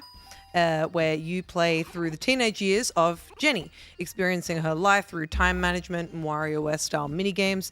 It's a game that does deal with topics such as disordered eating, self-image issues, food and weight anxiety, and religion. Interestingly enough, it's a game that I actually ended up thinking a lot about after I played, like reflecting on it a lot, but in the way of trying to reflect on like if the things I loved about it overpowered the things that I didn't love about it, and also gave me the first time experience of having to completely change my mental approach to the game about 2/3 of the way into it in order to finish it. So first off, the art design of this game is in the top tier category for me this year. I think visually it is one of my favorite games of this year. The way everything moves around, the design of the characters and the world is just a visual treat. The animation of the game is also really funny, which is the thumbs up for me, as I really appreciated the goof factor around topics that can be pretty hard to approach. The design of the minigames as well, very fun and silly, and every track in this game rocks. Almost every track in this game rocks. I also really admire the developer being able to be so open and honest about her life and her experiences, as it is a very big swing to put so much of yourself out there for other people to interactively experience. And I also related to a lot of her experience of food and weight anxiety as a teenager and completely burning yourself out in order to reach unattainable goals that you set for yourself. But in saying that, I think that's where I fucked up when playing Consume Me, because this is a game that I'd say from personal experience, you have to play from the very beginning with the mental approach of this is the developer's story and not yours. You are not Jenny. Jenny is Jenny, or it's going to hit you like a ton of bricks. While the game deals with, the pretty heavy topic of disordered eating, it gamifies Jenny's quote-unquote dieting. I remember in the demo it had a big warning that the game would begin to show the way that Jenny was starving herself was actually really bad, instead of creating a sense of reward and success. However, in my personal experience and opinion, it never actually felt like there was that shift. And while I very much had to keep repeating, not my story, not my experience, I was pretty surprised by just how little Jenny's disordered eating was depicted as bad and unhealthy. It was kind of just like you had to assume that it's bad and unhealthy, and you have to be like, that's bad and unhealthy while you're doing it and while you're kind of getting rewarded. But there was also a moment in the end when adult Jenny refers to it as literally starving herself in an epilogue conversation that was very short. But again, that may well have been IRL Jenny's experience with growing out of her disorder. Anticlimactic. It just happened for her. Speaking of shifts, though, there was a pretty notable tonal shift when Jenny finds comfort in religion, and then a 5-minute unskippable youth pastor song about how Jesus is so awesome plays. And then from that point, you are able to pray in order to give yourself a boost in doing things, in breaking out of mental blocks when you're studying. And it wasn't a huge deal, really, but definitely jarring if you don't see it coming, you're not super religious, and you're playing the game with the I'm the protagonist mindset. So this is the sort of game that like, and it says that it is a semi-autobiographical game. Like it puts itself out there as this is the story of the developer. It's very easy to fall into the parts of this are very relatable to me, but it does say what it is. And if you approach it at what it is, this is not your story. This is the developer's personal story as a teenager, then you'll probably have a really great time with it because the gameplay, the visual design, the music is all fantastic and really fun and beautiful and silly. And I think it's an important topic to talk about. But there are personal elements of it that, unless you're reminding yourself constantly, not my story, not my story, not my story, it will be very jarring. See, that's hard because it's a video game, so it's inescapable that you are going to have a connection to your protagonist that you're in control of, that you are in charge of all these actions. And you're totally right. If they outline that it's semi-autobiographical and it's someone else's story, that's fine. But yeah, you're going to want to have input on this character, and so I can imagine that's a weird feeling to have that. Yeah. Either not take it away from you, but just it's something is imposed on that character / your story. 'Cause, you're right. It's not yours, but it's your journey you've gone on with this character. It pulls you out of the the choices I'm making in this game, I'm trying to do to help this young girl that I'm playing as. It kind of shifts that out of your hands. Totally. Which feels weird. There are so many parts of this game that I love. But it was really jarring. 5 minutes unskippable. It was the only part of it that was unskippable. It was the only song that had lyrics. It was wild to me. But like, that's her experience, and that's fine. No, but I so understand where you're coming from with a game like this, because this whole game from the start of it is about you making choices for this character. Yeah. And suddenly you don't get a choice. Yeah. It's like I was trying to think about what it would be like to go back to Last of Us. I was going to say, if Ellie suddenly goes like, you know what, I found God, that gets sold in a narrative where you understand that Ellie exists outside of your control, and then you get to go and kill people as Ellie every now and then. But this game is like, you are this person. You are making the choice about what food to put in their mouth, what magazine to read. Like from there's maximum interaction. Mini games imply you are doing a lot of the action, and you're doing a lot of action in that's this what game. I mean. That like creates a you're connection. doing a lot, and you're trying to squeeze doing a lot into a short time frame, which is another point of it. You're overexerting yourself. You are living a very unhealthy, fast-paced life for a teenager because you've got these high expectations put on you. You, as the player, are supposed to be aware that the way that she is living her life is not good for her, but you have to be aware of that. You have to come into it being like, this is not a good way to live, but I have to progress in the game. Do you think there's like a version, and obviously it's her story, but like mechanically and narratively that they could have sold it better? No. Or it's just literally there's no other way that this could be presented? I think I really like the only thing, and I never want to come from the perspective of here's what I would change, because especially when it's a semi-autobiographical game. Sorry, not me could be going, but especially when it's a an autobiography of a game, because it's very much a personal tale that she's telling here. Yeah. My only thing was, like, I don't even care about the religious stuff, because like that was her experience and that's fine. What got me was I felt like the disordered eating wasn't addressed as seriously as I think it could have been in the end.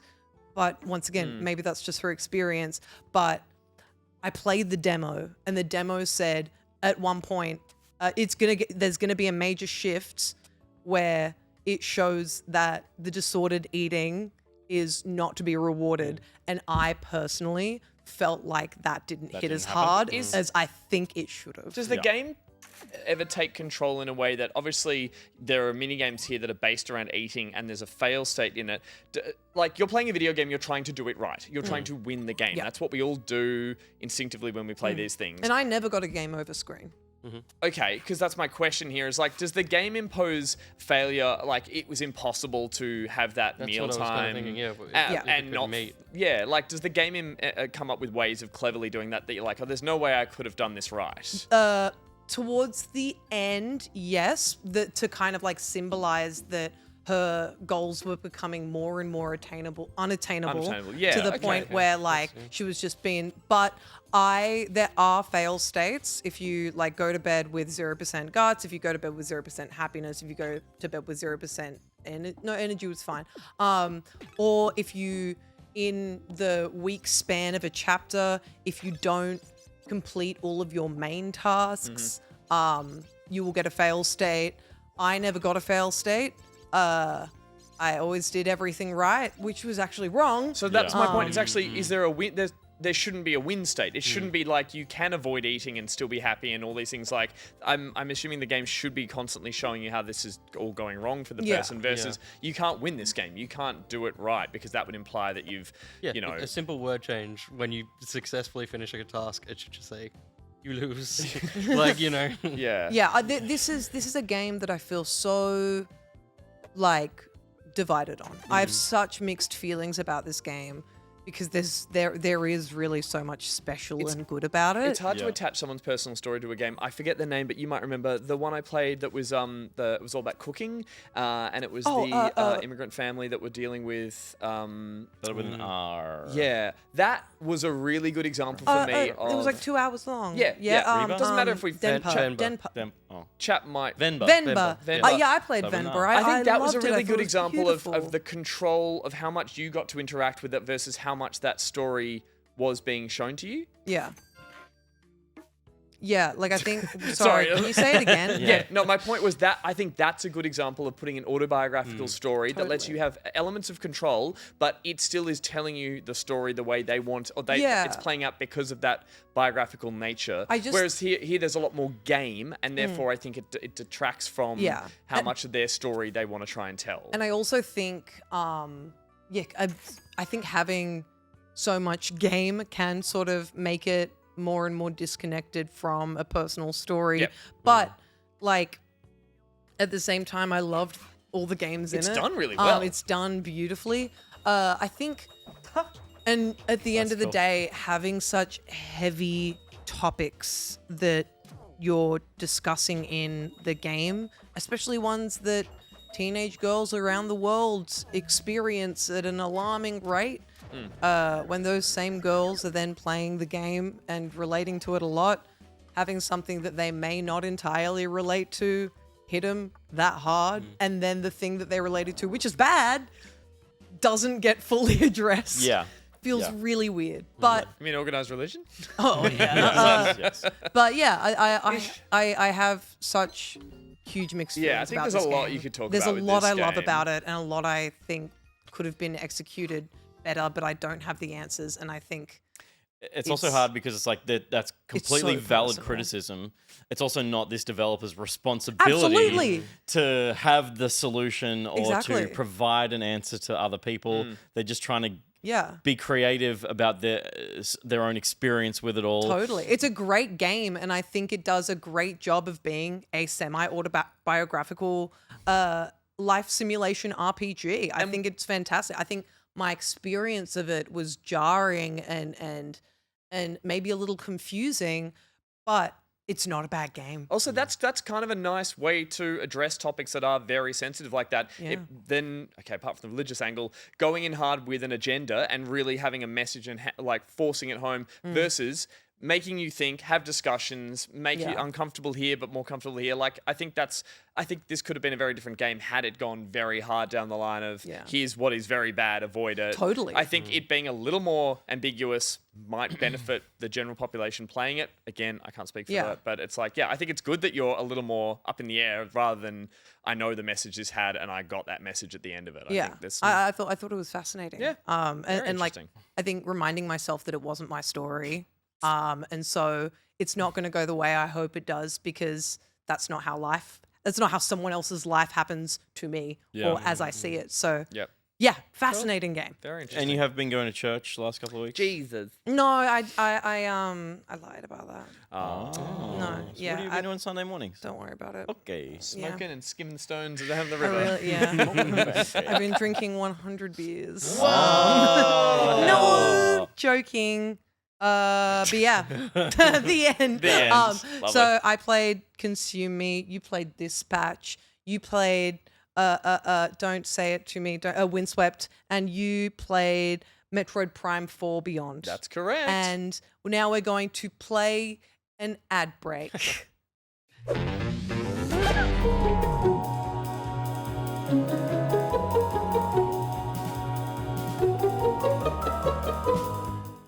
And now a word from our sponsor. Gotcha, gotcha, gotcha, gotcha, gotcha, gotcha, gotcha, gotcha, gotcha, gotcha, gotcha, gotcha, gotcha, gotcha. Wait, BMAC?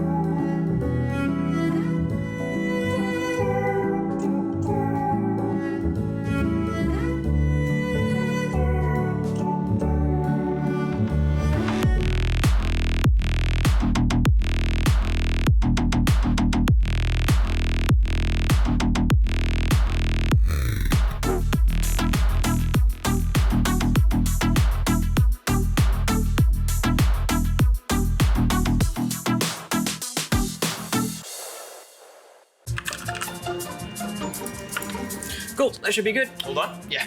Great. So we just saved them in a folder marked patrons, and so for that one it would be Mason, not Nathan. Cool. Nathan. No, tricky. I can see what happened there. It's Mason, not Nathan. Cool. So Mason with an N, so Nathan. I can't help but hear you say Nathan again. It is Mason. Mason is the file name. Nathan.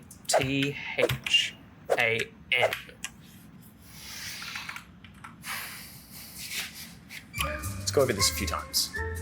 Okay, quick exercise. I'll say the word, you repeat it back. Mason. Nathan. Nope, Mason. Nathan. Mason. Nathan. Nathan? Nathan. Ah! Okay, Mason, not Nathan. Mason, not Nathan. Mason. Nathan. Mason. Nathan. Mason, not Nathan. Ready? Yep. Go. Nathan. Mason. Nathan. Mason. So close. Nathan. Mason? Nathan. No. Nathan. Wait, what? What? The thing you said before. Nathan. Fucking kill you!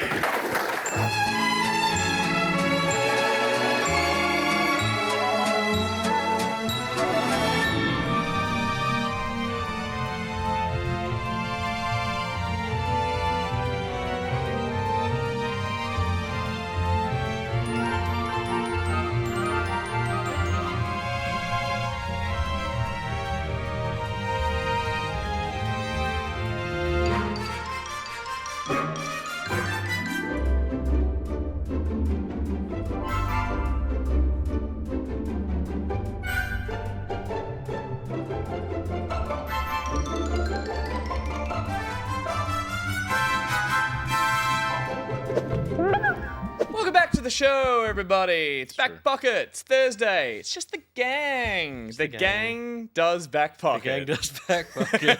Really good. That's good. That's good. Really That's good. good. We're going to hear more about that show a little later We will. on. We had an ad break there, and in that we got a new word. That was sent in by Melodic Storm, a little cameo there by BMAC, both over in Japan. Oh my Yeah. god, I'll be there soon. I hear it's expensive. I'm assuming they're back from their trip. Maybe not. They could. Yeah, say they are. They at are. least. That was a little. They're back. Yeah. They're back. Hope you had a great time. We also saw an ad there for Mason, not Nathan. Yep. But a Reduxed. little bit of redux. Yeah. A little bit of re-edit there. Will's enjoying his what would you call that music? It's just royalty free Stock as shit. stock as shit Stop the music. shit, baby. Might even hear it again. We also saw a little slide in there for PC case gear. Remember, if you're getting a new PC or getting parts for your PC, go to PC case gear and use the QR code that was in there, and we get a little something. The link is in the banners down below, Yeah, and it's also in chat if you type exclamation mark. You get PC something. Let's say it right now. Oh. You get mail. It's like, oh, something for my PC. We get something on the side. Yeah, like a tiny fraction. of It's I'm doing But- this not to be like money. I'm doing it to be Yeah. like, ooh, cents It's on also the on- dollar. We It's need on you the to buy a front. lot of stuff. Please buy a couple of GPUs, start mining that Bitcoin, and you get some something. That's Bitcoin fingers. That's what that is. You never touch it though. Start, You don't touch it? No. Start making Memorable. NFCs. Yes. No, NFTs. NFTs. NFCs are near-field communication devices. Give it a go. Give them a crack to Lonely apes. Is that still a They're, thing? they were God. bored. Yeah, they're all Bored pretty apes. lonely now. So there are lonely people. Andy Sandberg's NFTs were called Yeah, Lonely Apes. Lonely Andy Sandberg Apes. had. No, 'cause Oh, they're- Lonely Island. Yeah. It's good to have you back on the show, Will.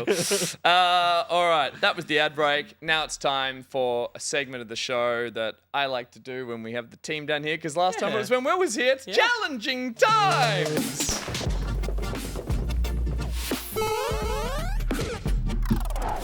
How many more of these do I have to make? It's probably like 10, right?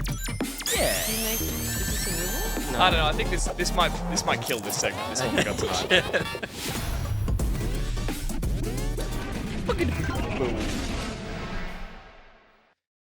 Challenging Times is a segment where I challenge this team of people on the couch, this team, to set a time in a game of my choosing, and then we also ask you guys at home to set a time in it as well. But it is a segment sponsored by the Mac. Oh, I know that one. Fuck is that? It's That's Doctor where Who. Sonic does a jump upside down. Yeah, he's made a good reference. But it's a sonic screwdriver, It's a isn't it? screwdriver, yeah. Oh, very good. Very That's good. clever. That's clever. That's for me. You know who else is clever? We like to have fun here. That's you know. I Oh, like that. That one was Sonic. for me. That one was Yeah. for me. Sonic. Very clever. I had to do it for him. Thank you, Josh. Yeah, That's well, my you never boy. do it for me. I do many things for you. Does a lot Oh. of this. We won't talk about them. Post show. Post-show. BMAC. When BMAC sponsors the show or a segment, we check out a TLDR from BMAC's website, which is tldrmoviereviews.com. Did I get it right? Yeah. Yeah, I believe so. Yeah. Go check out the website. Go read a bunch of reviews there. And if you can't be bothered reading the whole review, read the TLDR. It's just a short little description up the top. Here's one of them now.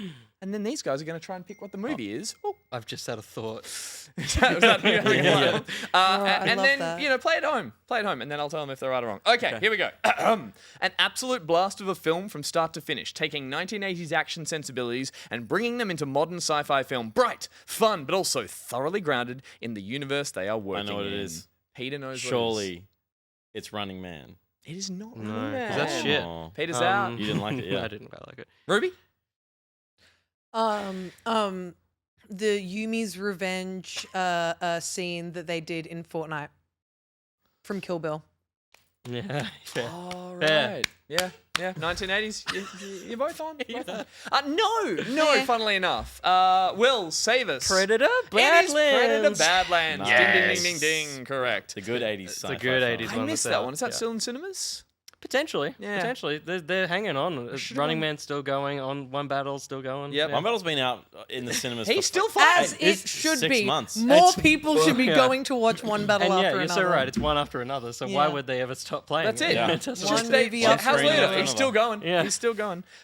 They say the line in the movie though. They do. I But wa- early on, they get No, it out no, of I the know. way, It's yeah. been a long time since I've seen a movie Name where drop? they name drop, and he's like, after that, it's just one battle after another. I was like, They point at It feels Leonardo good. DiCaprio, who's wearing like Yeah. and they're like, oh, it's just one battle after another with this guy. bloody diva over here. Yeah. Thank you, BMAC, for Thanks, BMAC. sponsoring the best segment we do on this show of Back Pocket, and that is Challenging Times. Before we get into the game that we're going to be setting a time in this week, we do look back at the scoreboard of the one we set last time. Anyone remember what game that was? It was Fallout. Fallout New Vegas. No. It was Fallout. No, the Fallout 76. 3, 4, Fallout 76. It was the Lone Vault Warrior, and Fallout these 6, 7. were the times we 6, set 7. Fallout 67 doing the Josh, come back to the obstacle course. studio.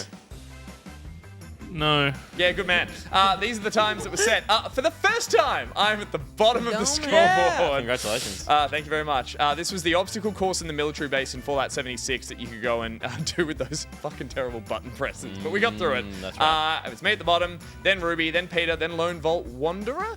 Is it Warrior or Wanderer? It's Wanderer. It is Wanderer. Sorry. He's a wanderer. And then this was a bit of a quiet one. I think I posted a tumbleweed in the challenging time state. But Mark Harmey set a time 57, BMAC 52, Nano Jeans 45, and Blinky 43. Well done, Blinky. nice. I'm sure you've been at the top of the challenging time. Pretty sure Blinky scoreboard. already has one of those little statues. I've run out of the Yes. little statues, Yeah. so no more to send. And also, we like to usually find a game that's free that you guys can play and set a time in, but we haven't done it this time because we're going to try and set a time in Kirby Air Riders, which came out 2 weeks ago, and I believe people are enjoying it. But of course, I make a little cooked audio bite. But of course. And I really phoned it in this week. Ooh. So, Josh, we're going to do Kirby Air Riders, and here's the sound effects. Challenging times. Challenging times. Challenging times. Challenging times. Challenging times. Was that you? Yeah, that's me in my office, just head in hands. It's Challenging Times Kirby Air Riders Edition. We are going to be doing a time in the top-down mode. So we're going to switch over here, and sorry about that, everyone.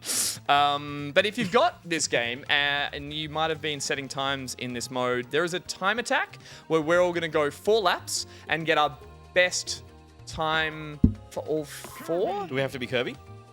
I'm going to make that the thing. You've got to be on Kirby with the Warp Star as your on machine, Kirby. as they're called. What if I want to be Rick? The rat. Is Rick the hamster? Rick is the hamster. So remember, like Kirby Air Riders on GameCube, this is a one-button control. You're just steering and then pressing A to do your boost. And A is also your drift. So you'll come up to a corner and you'll start drifting and then zoom out the other side. There's wind there that gives you a boost. There's this little pad here that you can rocket along on. And then if you can, use that jump, that gives you a bit of a boost too. So, I am making this up as I go, but should we go for best single lap time or collective all 4? I was thinking single lap I feel like time. single, yeah.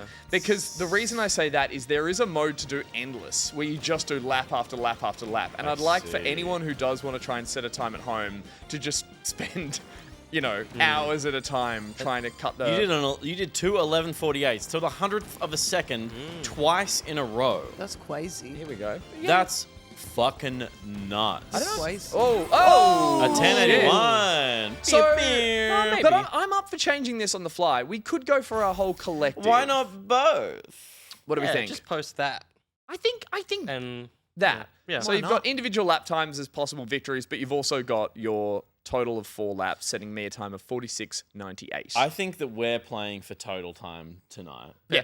But if Yeah. someone at home can set a super fast lap time, I think that's cool. Yeah. Yeah. That checks Screenshot out. it. You will all get, Yep. let's all do a practice lap, or a practice set of laps, and then you can do your final time. Final lap. So I'm going to skip that now. The Peter's going to hit X, and then so we get 2 runs. yeah, so Yep. you get to set a time just to get the controls, and then you can hit go again, and then actually go for your time. So this is just Peter working out the kinks. B for boost. Yeah. Well, there are two. Oh, fuck. As you remember, there's 2 control methods here. One of them is the whole jump thumbstick rotates the arrow. The other one is you can do left and right. So you can just move the thumbstick left and right. We are going to finish this segment with a race with all 4 of us having a go just as well. Just for fun. Just to think that's spoil great. us and the audience. Audience, do you feel spoiled? Do you feel spoiled? Yeah, so it does take a little bit of rewiring in the head to remind yourself not to completely come to a stop at a corner. You want to drift, Peter? No, Think Fast and the Furious Tokyo Drift. no. Okay. Final lap. He's doing well though. Is he? He's finding it. He's starting to believe. Starting Oh, I to... missed that part. That slows you. I didn't realize Oh, that yeah, was slowing. okay. So wait... The dark green stuff slows you. Okay. Oh, does it? Yeah. The dark But also grass. boosting brings you to a stop. So that's why you want to use it to slow down into a corner a real and then car. rocket out. So you don't want to be doing it on a straight because you'll just slow down and boost, see. slow down and boost. It doesn't see. give you any advantage there. All right. Okay. You'll get it. Okay. You get it. Okay, this is Peter setting Yeah. his time. I wouldn't go Why off is it saying B? I can just hit A. Yeah. Why is it saying B? I don't know. Spinning around. One too wide. And again, you did one on the straight. Would not recommend. Just keep fanging it. That's it. Oh, 360, bruh. Oh, Nos. Faratu? Foratu. saying that. I don't want to put it up, but you haven't got the drift yet, Pete. I do want to There point we out go, there we go. Pull your I style. just don't care, Gus. is that anything? You don't care. This I'm is not super. challenging. I'm not super invested. I've got to be really honest with you. We all think this segment's losing wins bit by bit. No, plenty of no, wins. no. Look Just at it. there could be- Yeah, we could be he's playing a- getting great We wins. could be playing Look at all a the good wins. game. Oh, He's making a statement now. Yeah. Statement lap. A statement You lap. still Statement got lap. within your other laps, 48's even okay. with that 48's pause. okay. Aussie Matty, Yeah. it's fine. It's fine. It's fine. It's fine. So B is boost or A is A boost? is the same button. I think A and B both do it. Hit X now to just go straight into the retry. It's the same button. Again, things not learnt from Peter's run there is don't boost on a straight Never boost. and boost before the corner, and you'll be at the right. You'll slow down just at the right time to boost out of the corner. You got this, Ruby. So there's a... That's it. Yeah. But you want it's preempt every corner. It's not bad. That's not Just bad. learning the circuit. She's beginning to believe. Okay, preempt. Preempt. That's it. That's it. Next one. Good preempting. Good Better preempting. than Pete. It's better than Pete. Yeah, this is... That's this it? This Good. is a good course. Good stuff. Oh, should have preemped. Should have. You lingered. Preempting. Never linger, Ruby. Mark. You lingered, Ruby. Think of it as a big old handbrake that you're just cranking right as you get into that corner. I love cranking it in Ready the car. and handbrake But you have two That's handbrakes it, and they that's both it. do the same thing. and a 6 stun. The jump is good. The jump is good for speed. That's it. That's it. No preempt. That's good. This is your practice, Ruby. Big scissor. Big scissor. Big scissor. Big scissor 51. Okay. That's big scissor. Good for practice. That's good. You can never Would you play like the more game again. notes? No, I think I'm okay. Were you cranking it? Yeah. Oh shit. There were a couple What'd I of... do? That's okay. Yeah, that's you good. can- That's You all good. just hit A. A again. Okay. Go through. And take off. Take off. I would be curious how many people have this game and have been playing it, because the main race mode in it, I fucking hate. I The dare first-person say racing. 0. I don't know. This people were excited for this. Chat? Anyone? I think Levins was excited for this. And that's it. All right, Ruby, you got this. Come on. Remember, handbrake preempt into those Dolphin's getting it corners. for Christmas. Very nice. And in you go. That's it. Next one. You did Oh, the you're Peter doing a 360. 360. Yeah, yeah. That's a good move. I got reached. Yeah, that's fair. Oh, That's come unfair. on. Everyone gets fucked one. up. Bit of flair. Everyone gets one. I didn't. Yeah, well, if you want to retry at any point during her lap, you can. Okay. That's the rule. That's the rule. Everyone 'Cause gets you to get retry one. during Ruby's turn. yeah, yeah. Nah, fuck this. Retry. Okay. She's got... Oh, Excellent. Okay, I've used Uninstall. mine. I've used mine. All right, that's it. It's a fast countdown. Handbrake. Oh. Do you want to That's- restart? Yeah. Okay, that's mine. That's Will's Would one. you like okay. to change the control method? Nah, it's fine. I'll get used to it. Or I'll be bad at it. It doesn't matter. It doesn't matter. You're right. No one's taking my tips. We just wish we were playing our fun game. I suggest this on Monday, and everyone's like, sounds good. And I'm like, fine, I won't change it. It's exactly the same as the GameCube one. I thought it would be different. Nah. I thought it But would we be. didn't do challenging times thought with it'd that. be We just did race with that. Race is great. I'm Race looking is forward to coming race. up next. Race is I'm coming looking up. forward to Yeah. race. Ruby, that's a perfect That lap, is by not the a way. challenging That was class. actually perfect. Not do a that every challenging time. times. Keep, She's keep got it this, now. Keep this. That's yes. fucking perfect. Double boost. Next one. Boost, not jump. Got this. You've got No this. jump. Oh, 11:08. That's a good time. That's a good great lap. time. Ruby, come on, Ruby. Preempt the next one. Yep. Look at this timing. Holy shit. Big handbrake. Big finish. Yes. Oh. Huge. Okay. 47, Happy with that. 96. She got it. Your turn. Okay. William, video game. And where do I put my feet? William X to video replay. game. X to retry. You got to lock in like this. Yep. Okay. Knees locked. Whoops. Hey. That'll do it. So I got Whole time. 47.98, I think. 47.96. I think. Chat will remember. Unless chat have also given up on Very challenging smart. times. There's no one there. No, There's no one there. Chat's left. upstairs. I'm not Everyone's gone. watching this. Is this music driving us so mad? No. Goodwill. That's what I'm gonna test. Good. You Will. can totally spend all the time you need to Goodwill test this. Goodwill drifting. Creative. If you're not on that, I don't know what you're doing. Hey, that's what fucking that is. Now great try and lap, link bro. 2 preemptive handbrake turns. Okay. Think about the crank. Think about the crank. Will. Crank Crank it. it. I still Crank haven't it. watched Crank it. it. You want to give it a little pre-crank. That's Yeah, it. okay. That's it. Yeah. You want Math to is get it learning. warmed up, basically. Yeah. Because the goal is to finish really quickly. Oh yeah. In a segment we like to call. Yeah, yeah. Who comes Cranking first? that do that one. hog. It's too busy being funny. Yeah. Pretty A good. 1076, you're fucking ace in this Good. shit. This is your rehearsal as well. Ugh. New record. So that's the time on a to practice. leave. Yeah, just leave that. Leave it. You want to leave, bro? What the fuck? Do another one. That was crazy. We'll You'll see do what better. we'll see You're what fucking happens. killing All it. right, you've got 44. That's locked. That's locked. Okay. Go for a retry. You Yeah, got missed this. it. All right. Bye. See you later. You're leaving during challenging times? Yeah, it's the best segment. This. I'm so bored. Good luck, Will. All right. You got this. You can do it. You can do it. You can do it. The initial go, yeah, it's not going to be better. Will, would you like your retry? Yeah, let's have my retry. Will, Let's you see get what your happens. retry. Hey? That's how this works. That's my retry. Oh, that one. All right. 3, 2, 1. We were, I think you can boost off the start line. Yeah, I think You that's can. what got me good last time. Oh, Yeah, you did like a 12-second first lap, which is fast because you're Yeah. like not moving. You're still in it. That's a 12. do we think the jump's faster than the? It feels It is. faster. The jump is better. It gives you a stronger boost by the looks of it. Yeah. Handbrake.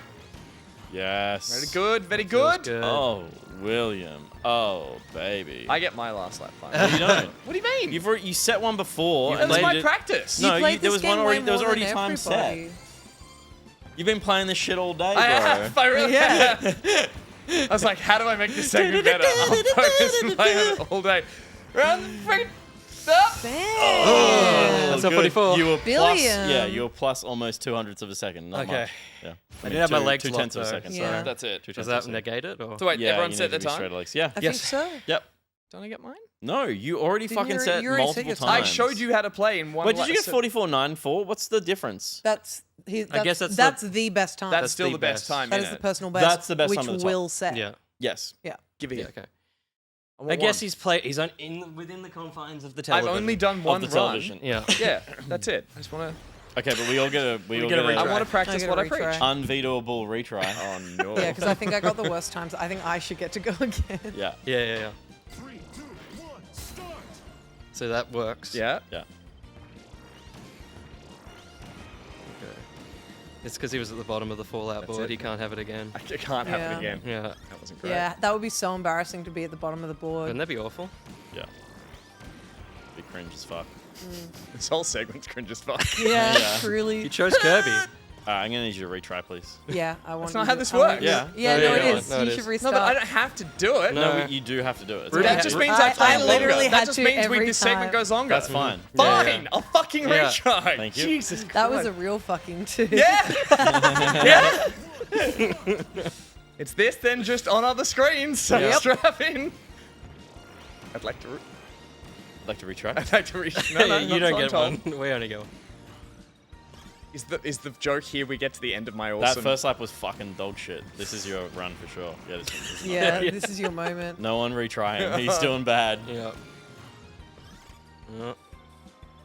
I had to You don't re- get to do it. I'm not going to. Yeah, I know. Shut up. You're not allowed. Shut up. Oh, he's wide on that corner. You got to drift. You got to drift. drift You You got got to a drift. diff, You bro. gotta drift. Just over 10. Yeah, not great. Not great. Not great. Not great. You got to focus up, Oh. Gus. Fuck. You got to focus hell. up. Nick. Oh. That's a good. This is actually This is a a very great good lap. lap. Yeah. That's a very good lap. You got the new record. Come There you on. go. Go. Suck it. Challenging There times, you go. everyone. Yeah. It's done. But just Sing the think, card. Let's Sing the play card. the game. We'll do the card and then we'll do a race together. Okay. Card us, Josh. Cardus. I'm 14. I'm assuming he's carding us. I'm 14. Yeah, it's fine. Sorry, are you guys not playing a race? Yeah, but that was after challenging the times. card. Oh. Do I have another card to play? Nah. No. Oh no. Do a very good gameplay. There you go. Got the one. That was very fun. Hey, maybe the race will be more fun. I think we should all get. Pro controller. No, we should all get one of these. Nice, really. We don't all have one of those. Yes. Which track would you guys like to do? Doesn't Sort matter. of. Flow, fair. air, crystal, mountain, cyber, cave, steam. Let's do Steam, Yeah, Steam. and I'll swap controllers with you. Sure. Yeah, Yeah, this, that'd be great. it feels This- like the eldest brother hang on, going, hang on. I get to use the Everyone pro do controller. your top buttons. Already sorted. Pete, you might give me that because we might have to do the old fucking switch, man. So this. Disconnected. This just connected. Yeah, no, that's fine. Everyone will just do the old. Oh, because it's paired. You're paired together. Everyone do paired your, together. everyone do your triggers. Your triggers, just spam them, spam them, spam them, spam them, spam them. Okay. I'm number 3. There we go.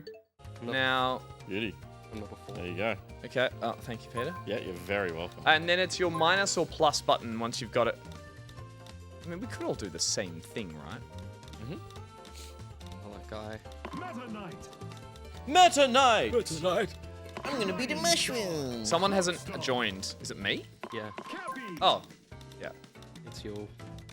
King Didi? Warp Star. Didi. Cappy, on a box! Warp Star. No, How do I get the warps? Rid of the... we put a hat on them. Star. Hey, everyone press your. Oh, there we Wait, go. what the fuck? That seems fair. Okay. Seems fair. Well, guys, that segment was so fun. Why don't we finish with a Challenging times. little bit of challenging times Yeah. together? Jesus Christ. 3, 2, 1, start. Oh fuck, I can't. I don't know who I am. No idea. Oh, I'm right at the front? Now maybe? it's B. No, it is. Why the fuck did Levins like this game? I don't know. There's power-ups? What the Ah! powers do? Oh, is it shoulders now? What's boost? What? Oh. Sword! Boost! There's only one button to press, right? Sword! I just Oh, don't no, know I if just I'm shot a boosting. bullet. What a hot mess. I don't know what I'm looking at entirely, but... I see. Ah! Who's doing that? Are you Blue Will? Yeah. It's pretty cool. I don't know what I'm. Will, that's pretty cool. Thank you Cool. so Big much. fun. Hey, Will. Yeah, Will, what do you That's think of that? Pretty cool. That's pretty cool. Oh, is it drafting? Guys, we got a Chivo. Is there... I think there is though. Is that what? Drafting. What the fuck? Drafting? Yeah. Yeah, Oh, you mean like following behind people? Yeah. Yeah. It feels like that's in there. Big finish! Oh! It was red. It's because I had the good controller. Yeah. It's because you're a mushroom on a washing machine. Yeah. That'll do it. That's racing.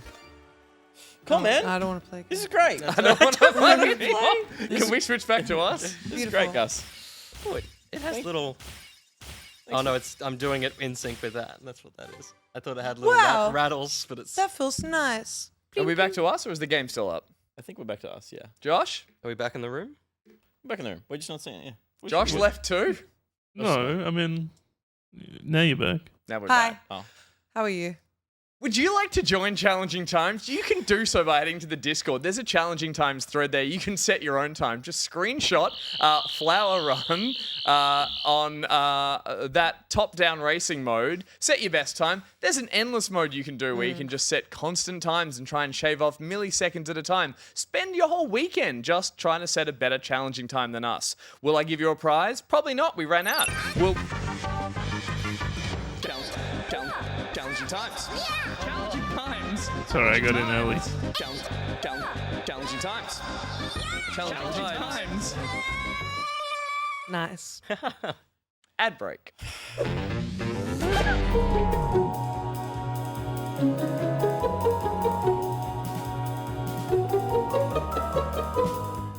What if I go for a little break? All right, go. Can you guys watch him? Can you guys make sure he's okay? Or do you not want me to watch? Ooh. A few moments later. But I will be putting a computer in a case, and that gets checked. But I take the GPU out because that's like, if something's gonna go wrong. Oh. You actually did scare me. Something's gonna go wrong.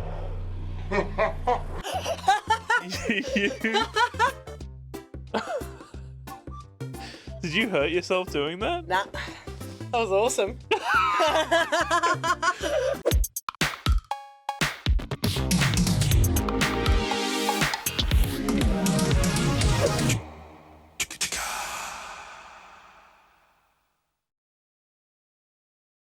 And now a word from our sponsor.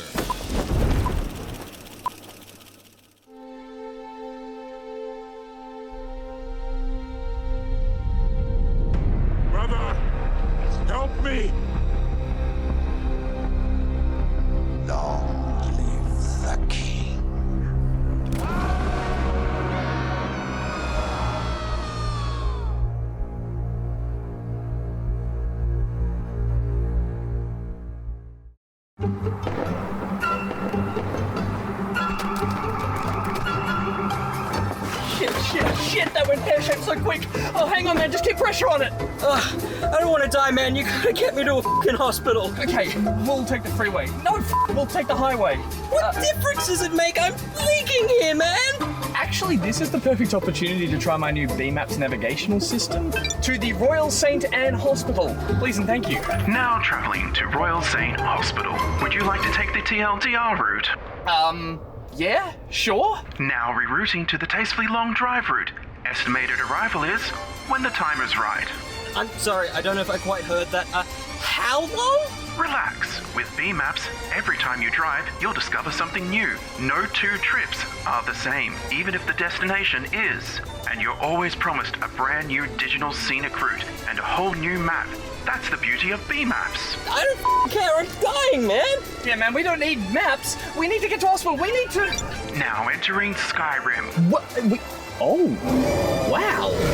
Okay, that is quite beautiful. And it is tasteful, too. Rerouting via Night City. Ooh. Now entering Yarnam. Oh my god. Look at all the blood. Oh my god. Look at all the blood. You have arrived at your destination. See, we made it, man. I told you we'd get out of here. Oh, shit. Hey, BMAP, set route for the border. Setting route to Borderlands. No, the border, please. Did you mean Borderlands the pre-sequel? No, I need to get to the border. The border. Affirmative. Borderlands the movie. Oh, no.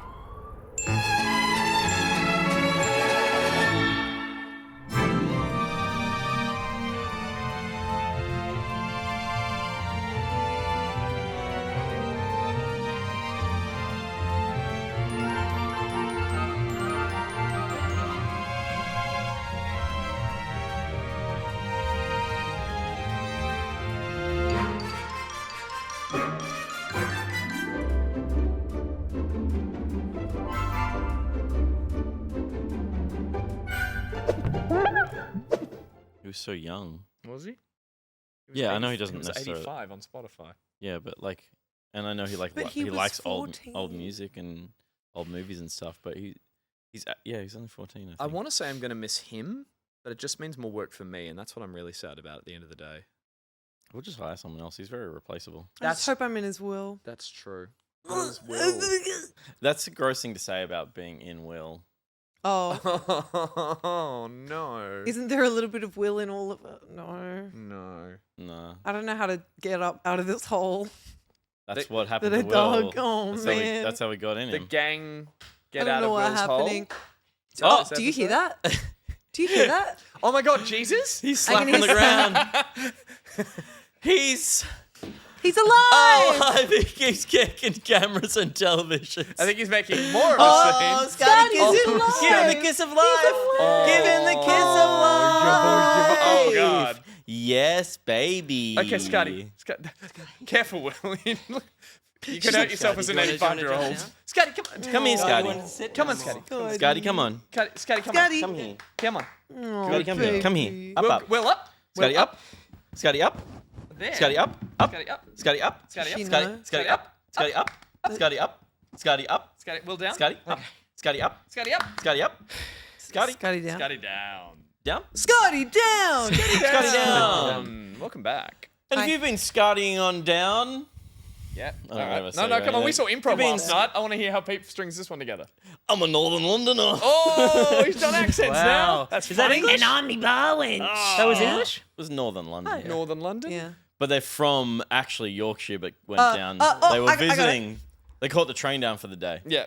We saw improv and they started a scene with accents and then realized very I think quickly Yorkshire accents. that they were Can I like, get a chicken pasty and a can of coke? they were having fun with it. They had to do Yeah. it for an hour and they were like, You've this was done a better bad Scottish. idea. That wasn't great. Oh, That was that's very just Jimmy Flemish. That was Carr very doing- Flemish. And a can of coke. Hannah Hawk. Say Earn Brew. Iron brew. Did I do that? Yeah, you fucked it a little bit. Yeah. You I'm gonna made- do it for the bit. Yeah, absolutely. Yeah. It wasn't on camera, but the Come kick here. of the camera was Yeah, caught yeah. on camera. Commit to the That was bit. pretty funny. Right, Now- let's move on. If you've been improvising your career and made a video game, perhaps you need to protect your pee IP, that is. And you do? need Burry Burry.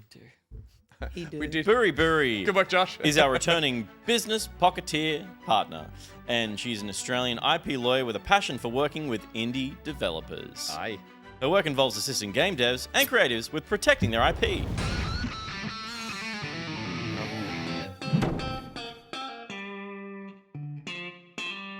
Oh, blimey. Not only that, she'll help you secure screen agency funding and negotiate with publishers. If you're a working game dev that finds the legal side of the industry to be a bit of a blur, and you want to make sure you're getting the most out of your deals with the big dogs, Burry Burry will fight for you. And if you don't use Burry Burry, you'll go the way of Will. You'll be dead. Made a game. That's a threat. Yeah. Made a game. Is this you? No, I'm just Make- hypothetical. Okay, this is hypothetical person. Imagine if you will. Hypothetical. I can? Imagine Will If if you you will. can. Okay. Made a game. Yep. Great game all the way through. Yeah. Suddenly you decide, I want to put in Jesus. And you think, oh no, big church coming for me. I got to lock down that IP before old mate organized religion come after me. Burry Burry. He's in the public domain though, because the He Bible is. was written by Yeah. God many years ago. Jesus And is in the people public can- domain? No, me. Yeah. Oh, sorry. My likeness is all over the internet. They White can use man. it. Yeah, yeah. Sorry, Jesus is at Carol's in the domain. Yes! I misunderstood. He's thirsty. What the That fuck? made him thirsty. I don't know what happened. I don't just know what now. that was. When is he not thirsty? What? Make some noise. It's from Makes Some Noise. Oh. Okay. You guys have all watched that episode of Make Some Noise, I'm sure. Let's make some noise. It's the show, the Game Changers He's show. on the hard Make liquor Some now. Noise, Sam Rack, yeah. That's a very good joke there, Petty. Well done. That improv is really rubbing off on you. It was not a great joke, but we'll take it. Yeah. If you're at Carol's in the Domain this year, make sure you keep an ear out for Burry Burry, who will be litigating. Now, should we Handles by Carol Lit to get. You know what? Let's get on with the next segment. We've got more show. Sorry. And welcome to Pocket Watch.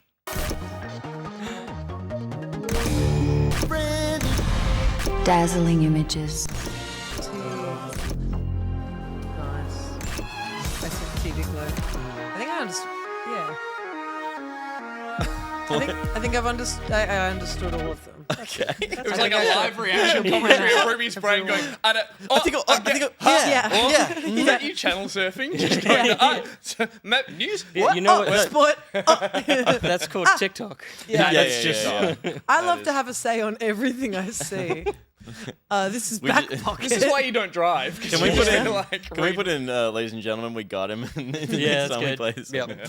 On other screens, no. But Pocket Watch is a segment where we talk about what we've been watching on other screens. That's it. Good. Good tagline. But they're all the same screen. That's why we changed the name from On Other Screens. Okay, to but Pocket Watch. initially when we were talking about this segment, I was like, we should be able to talk about books and a Kindle counts. And then agree. this cunt was like, apologies, excuse the French. No, it's okay. You're allowed. It's D'accord. it's tea. Was like, nah, it's got to be films and television because I went to film school. To be fair, how many times have we brought up a book? Well, we Well, can't. never because we're not allowed because to. you said no. Ah, my rule sticks. Yeah. But if this was an on other screens, Yeah. we'd be talking about what I've been You reading. know what? Bring it back. That's Okay. true. I'm gonna do the next one. No, but sorry, I'm gonna say book next. You gonna one. do book next time? I'm going to say book. Yeah. Book. Screens and book. I'm looking forward to you saying book, but it is the segment where we talk about what we've been watching on as television stuff and film stuff. Yeah. On whatever screen you desire. In other direction. No, on No, other so- input. On other input. another input. On other input. That works. And Ruby, you have been Having a big. you are Oh, we are just big blasting wish. through Oh, that. I've had A such a sweetie big time. day. Yeah, you have had a big day. because I went to see FNAF 2 today Did. before work. And it was it's the second one, Five Nights at Freddy's 2. And it basically follows on from the last movie, except now we are introduced to a new location and new animatronics, or at least new versions. And I don't want to spoil anything, right? Yeah. Because people hate spoilers. People especially hate spoilers when it comes to video game movies. So I don't want to say everything, right? Give us the very light premise of how they've justified. Tell us who dies. Yeah, how they've justified a second narrative around this very thin plot of a video game. So you're the stupidest person alive. All right, fight me. Let's do this. Okay. No, I mean verbally. I don't- Like with a book. Oh, marketplace of ideas. So the FNAF lore is heavy as hell. Like it is. If you make the active choice to indulge yourself in the lore of and the storyline of Five Nights at Freddy's, it is actually very girthy. Like hell. I'm gonna say it. It's girthy. You're allowed to. And But so I'm I allowed will. to say fuck. Yeah, fair when enough. You do. Like it's there's so much to go off that like it is actually a very impressive feat to me that they decided to turn it into movies, because I watched a 5.5 hour YouTube video about the Five Nights at Freddy's lore, and even then I still don't fully understand what's going on and had to have my sister who came with me explain a bit of stuff to me. But I think it's impressive that they've done it in movie form. I liked it. I liked the first one because I got and I think it was one of the first pieces of media that I actively decided to do this for. I like to Margaret Pomeranz it because she met every Fast and Furious movie at its level and never gave it under 3.5 stars. I decide to go into. She wasn't around to see 10 though, was she? Fast X. She is still alive. She's very. She is literally still alive. I mean, they took a television I show met her away the from other her, day. guys. Oh, no, but she probably still saw it. She's dead to us. Is she on the reviewing? screen. Don't think so. Don't know. If you talk Don't to her. know. However, I really like the first one because Quick recap. First one. You follow Mike, who is the new security guard at the I'm pretty sure defunct Five Nights of Freddy Fazbear's Pizzeria.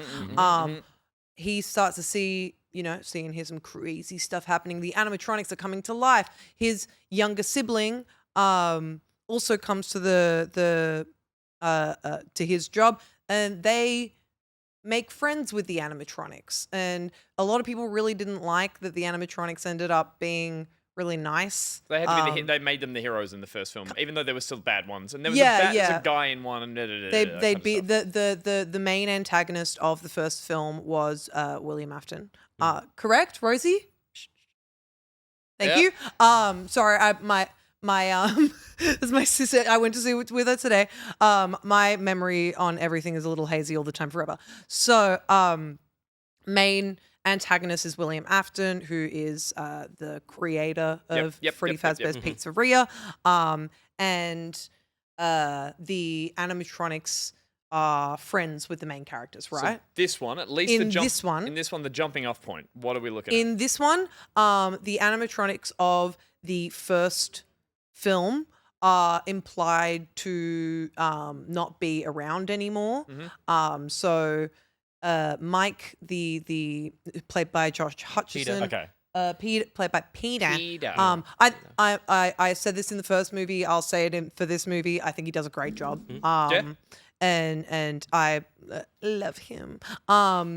He is kind of trying to navigate the how his little sister is feeling about the loss of their friends, because she considers the animatronics her friends in the first film, and always trying to get them back. The sister locate. I don't know if is the first Freddy Fazbear's is revealed, and you are introduced to new animatronics. I really don't want to spoil anything. However, that's okay. I was just looking for same characters, new location. Same characters, new location, some new characters. Got it. Got it. Skeet Ulrich is in this one. Megan Fox. Megan Fox. Yeah. She play the Fox? I think she doesn't. She plays Chica. No. Great. I think she did great. I think she. So performance is good. Her version of Chica, like the animatronic that she plays as, is like the kind of the best way to describe it, the cunty version of Chica. Like Is she's she kind the bird she's body yaddy animatronic? yaddy. Yeah. Yeah, okay, And yep. she looks like gorgeous pretty girl. So it made sense for her to kind of sound like Megan Fox, and I think she did a really good job. And Matt Pat is also the voice of Bonnie, but you cannot tell because he's pitched way up. But I think everybody did a great job, and like this was a really interesting experience for me because like it is once again another one where you have to get down on its level. Yeah. It's not going to be a masterpiece. It is a Five Nights at Freddy's movie, but it was fun. It was fun. I think it was better than the first one. That's cool. I think there were definitely improvements made. I think there were more nods to people who do understand the lore. It didn't exactly follow the lore present as like it did not follow the story of Five Nights at Freddy's 2, the game. Yep. I think what they are trying to do is take elements of the huge fucking crazy lore of Five Nights at Freddy's in general across I think like 8 games and 50 fucking books and however many more pieces of media there are. They're taking parts of it and they are building a movie storyline, which I think is the best way they could have done it. And I think they're doing a pretty good job. It's a Sonic-like. Yes, in a way. totally. Yeah. Totally. Yeah, okay, cool. And like Rosie's requesting to say something. Should I allow? No, sorry. Rosie after we saw the movie, she made a really good point of like there were requesting to speak. There were changes made that I guess you didn't really understand why they were made in terms of certain characters, correct? Just nod or shake, nod or shake. That's not the sentence. You had one sentence. Say the one sentence. Oh, I was gonna say it's for the fans. It was for the fans, okay? Yeah. So if you don't like it, you're just not enough of a fan. Woo! But like, yeah, it's. I think, as someone who is I'm not like a huge Five Nights at Freddy's fan. I think that it's an interesting concept, and I think it's one of the big ones when it comes to doing horror for younger audiences pretty well. Yeah. Is it? So that's my last like quick round of questions. Is it gory? There are Is it moments. M15/PG-13? I was gonna say, is this like Mithrigan? It's that kind of vibe? M. It's Yeah. not action. Which is PG-13 American. It's not a horror movie turned action movie in the same way that Mithrigan. No, is. but in terms of it's, censored. yeah, it's about a. There's an F-bomb and a bit of blood. Yeah. Yeah. Oh, I don't think there's an F-bomb. No, that's what they can get away with one in a PG-13. Yeah. Funny? Like, has it got any like brevity Yeah, and silliness in it? it's got some goofs. It's got some Yep. hee ha-has. It's got some spooks. Like it's got some but Jump that I scares. think they do really well. I think they do it in a way that makes it feel like the game. Yeah, that's cool. That's and- the thing in the oh, game is God. jump scares. So putting them in your film And makes the sense. designs are gorgeous. Well, I wanted to, It's all my Jim third question Henson. was about the puppetry and the animatronics and that kind of stuff because I think that got a good rap from the first film. People Yeah, said these look like really cool, come to life Yeah. kind of versions. Rosie's telling me they're Jim Henson. I was going Is to say it- they're they're Jim Henson Henson. puppets. Yeah. And Okay. they all, I They mean, got to convert. they mean, all They gotta convert. I would look say, Yeah. let's do this. gorgeous. Yeah, They look cool. so good. I've only got one question. Who's Matt Pat? Yeah, actually, I didn't know that. The game theorists. It's just a theory, a game theory. The YouTuber. Huh? YouTuber. YouTube. He it's okay. It's kind of a big deal. get it. You did for sideways air quotes. He did lots of FNAF game He theory was videos. kind of a huge part of building the Sure. like big lore tree of and like kind of having theories around the lore of Five Nights at Freddy's. Yeah, I mean that was my understanding of FNAF when it first came out. We talked about this a little bit. Was that like it was more fan-led lore than Scott Cawthon-led lore Yeah. in the early days. And I'm sure people like Matt Pat were the ones pulling together most of the theory that was happening on Reddit and wherever. And crafting the interesting through lines that probably started to become lore or canon at that point. Well, that's why I honestly think it's a good idea for them to be taking the movie's plot line and like storyline and timeline and whatever in a bit of a different direction to entirely 100% lore accurate. This is how it happened in the games because FNAF lore's a mess. It's a mess. So I think it is the best approach they could have done. And I think they're doing it quite well. That's cool. People may disagree, but I think this movie is really, really fun. I think it's a lot more.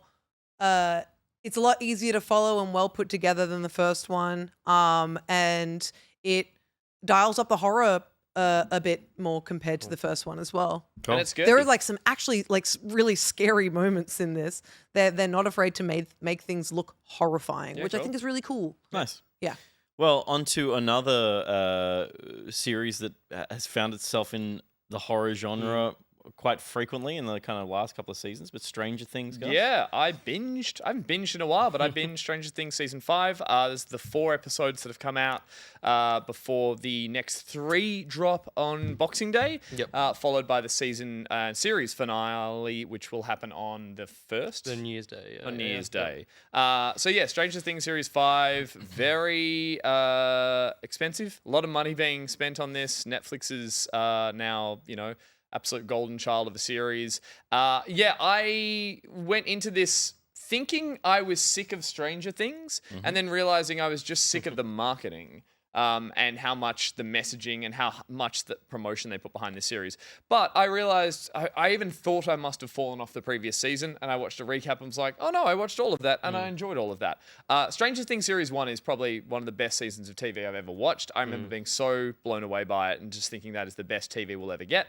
I was semi-disappointed when they announced that they were doing a season 2 and that they weren't making it. I wanted it to be an anthology. I thought it'd be a cool thing, but the Duffer Brothers and obviously Netflix went... This is just one strange thing. That's it. They were Things are about to get a whole lot stranger. We're going to do the same as FNAF or whatever. We're going to stretch this out and we're going to add lore and we're going to add story to it. And look, they have succeeded. Budget behind them and everything like that. Season 2 arguably was a little ropey. Season 3 was a great return to form. And then 4 I really enjoyed as well. 4 is where Vecna has come into this series. But again, this is a story based on a town of Hawkins with a bunch of kids or an ensemble of cast now who have found themselves at the mercy of this sort of rift world called the Upside Down, full of different creatures. And then it is all done with a wonderful 80s motif and aesthetic, both through the music and the visuals and the pop culture references, all that kind of stuff. There is a full cast now that need to be covered. And we all know how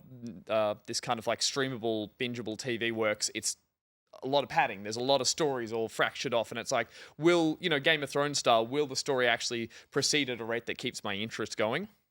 I really enjoy, even though it's been a bit controversial, that there's been the longest break between seasons since 4 and 5. I think it's been 3 years or... Yeah, it was 2021. Yeah, so 3 years means that a lot of these young kids have turned into adults and they now don't... Whereas the time in the the series in the show, it's like 6 years or something. Like it's... Oh, okay. It's been reasonable as well. So they've aged it up a little bit. It's not too terrible, yeah. No, and so they've all grown up a little bit, but they are aging them down to still look like they're all going to school, that kind of thing. Some people have found that not the way they've enjoyed it. I actually really appreciate this thing starts off, and I won't spoil anything, but it definitely starts with everyone who's a cast member understanding the threat and all working together. Time has passed and all the characters are basically at the end of season 4, a rift opens and it kind of becomes public knowledge that there is this underworld or Upside Down.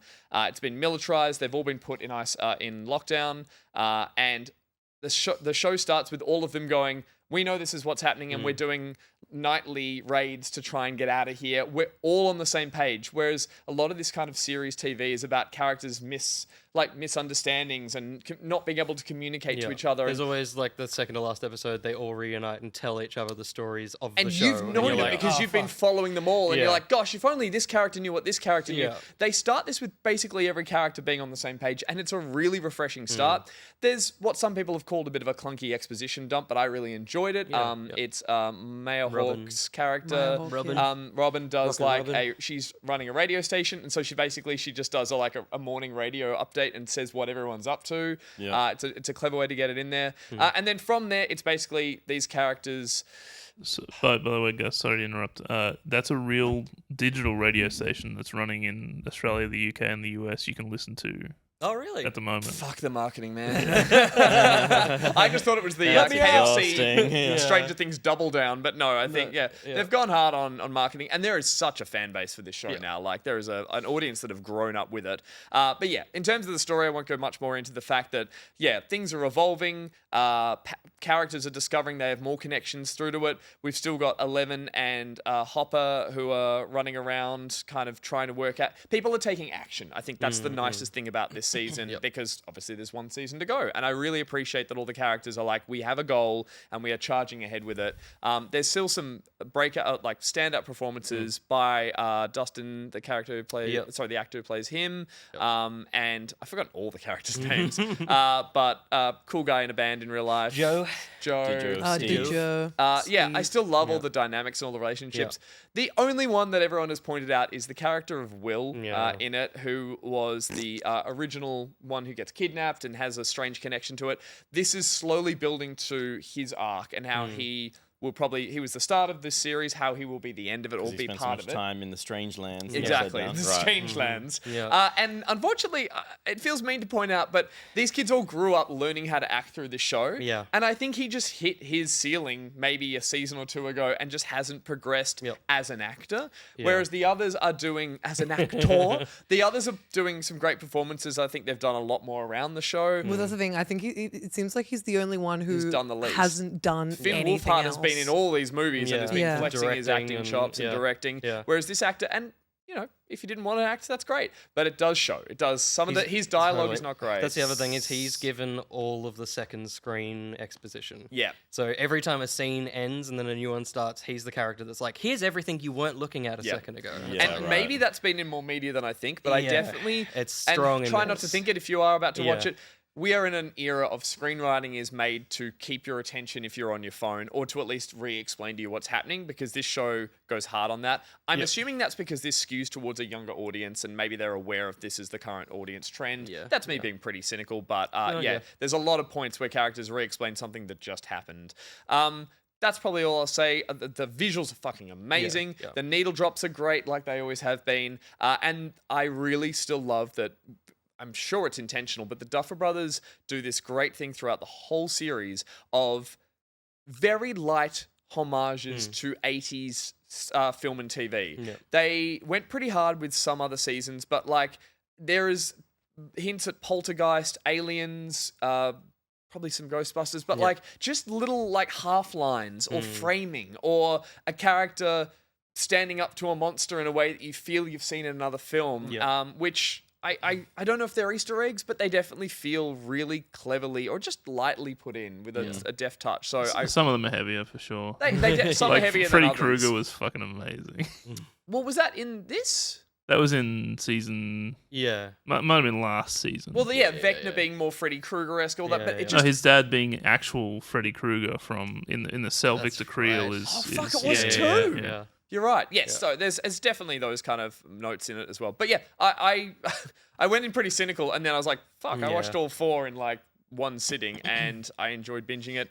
Yeah, there's 3 more to go. They leave it on a cliffhanger, as you would expect, and I think they're probably going to do, from what they've shown so far, I think they're going to do a good job of probably putting a nail in the coffin and being like, we're done with this. So, yeah. Although there is an animated series that comes there's out directly directly after. There's a stage play, Will. I know. There's a fucking But the animated play, series is seemingly what I've wanted, what everyone's wanted, which is strange things happening to these characters. Oh, okay. Which is exciting. It's set between 2 and 3, so they're younger.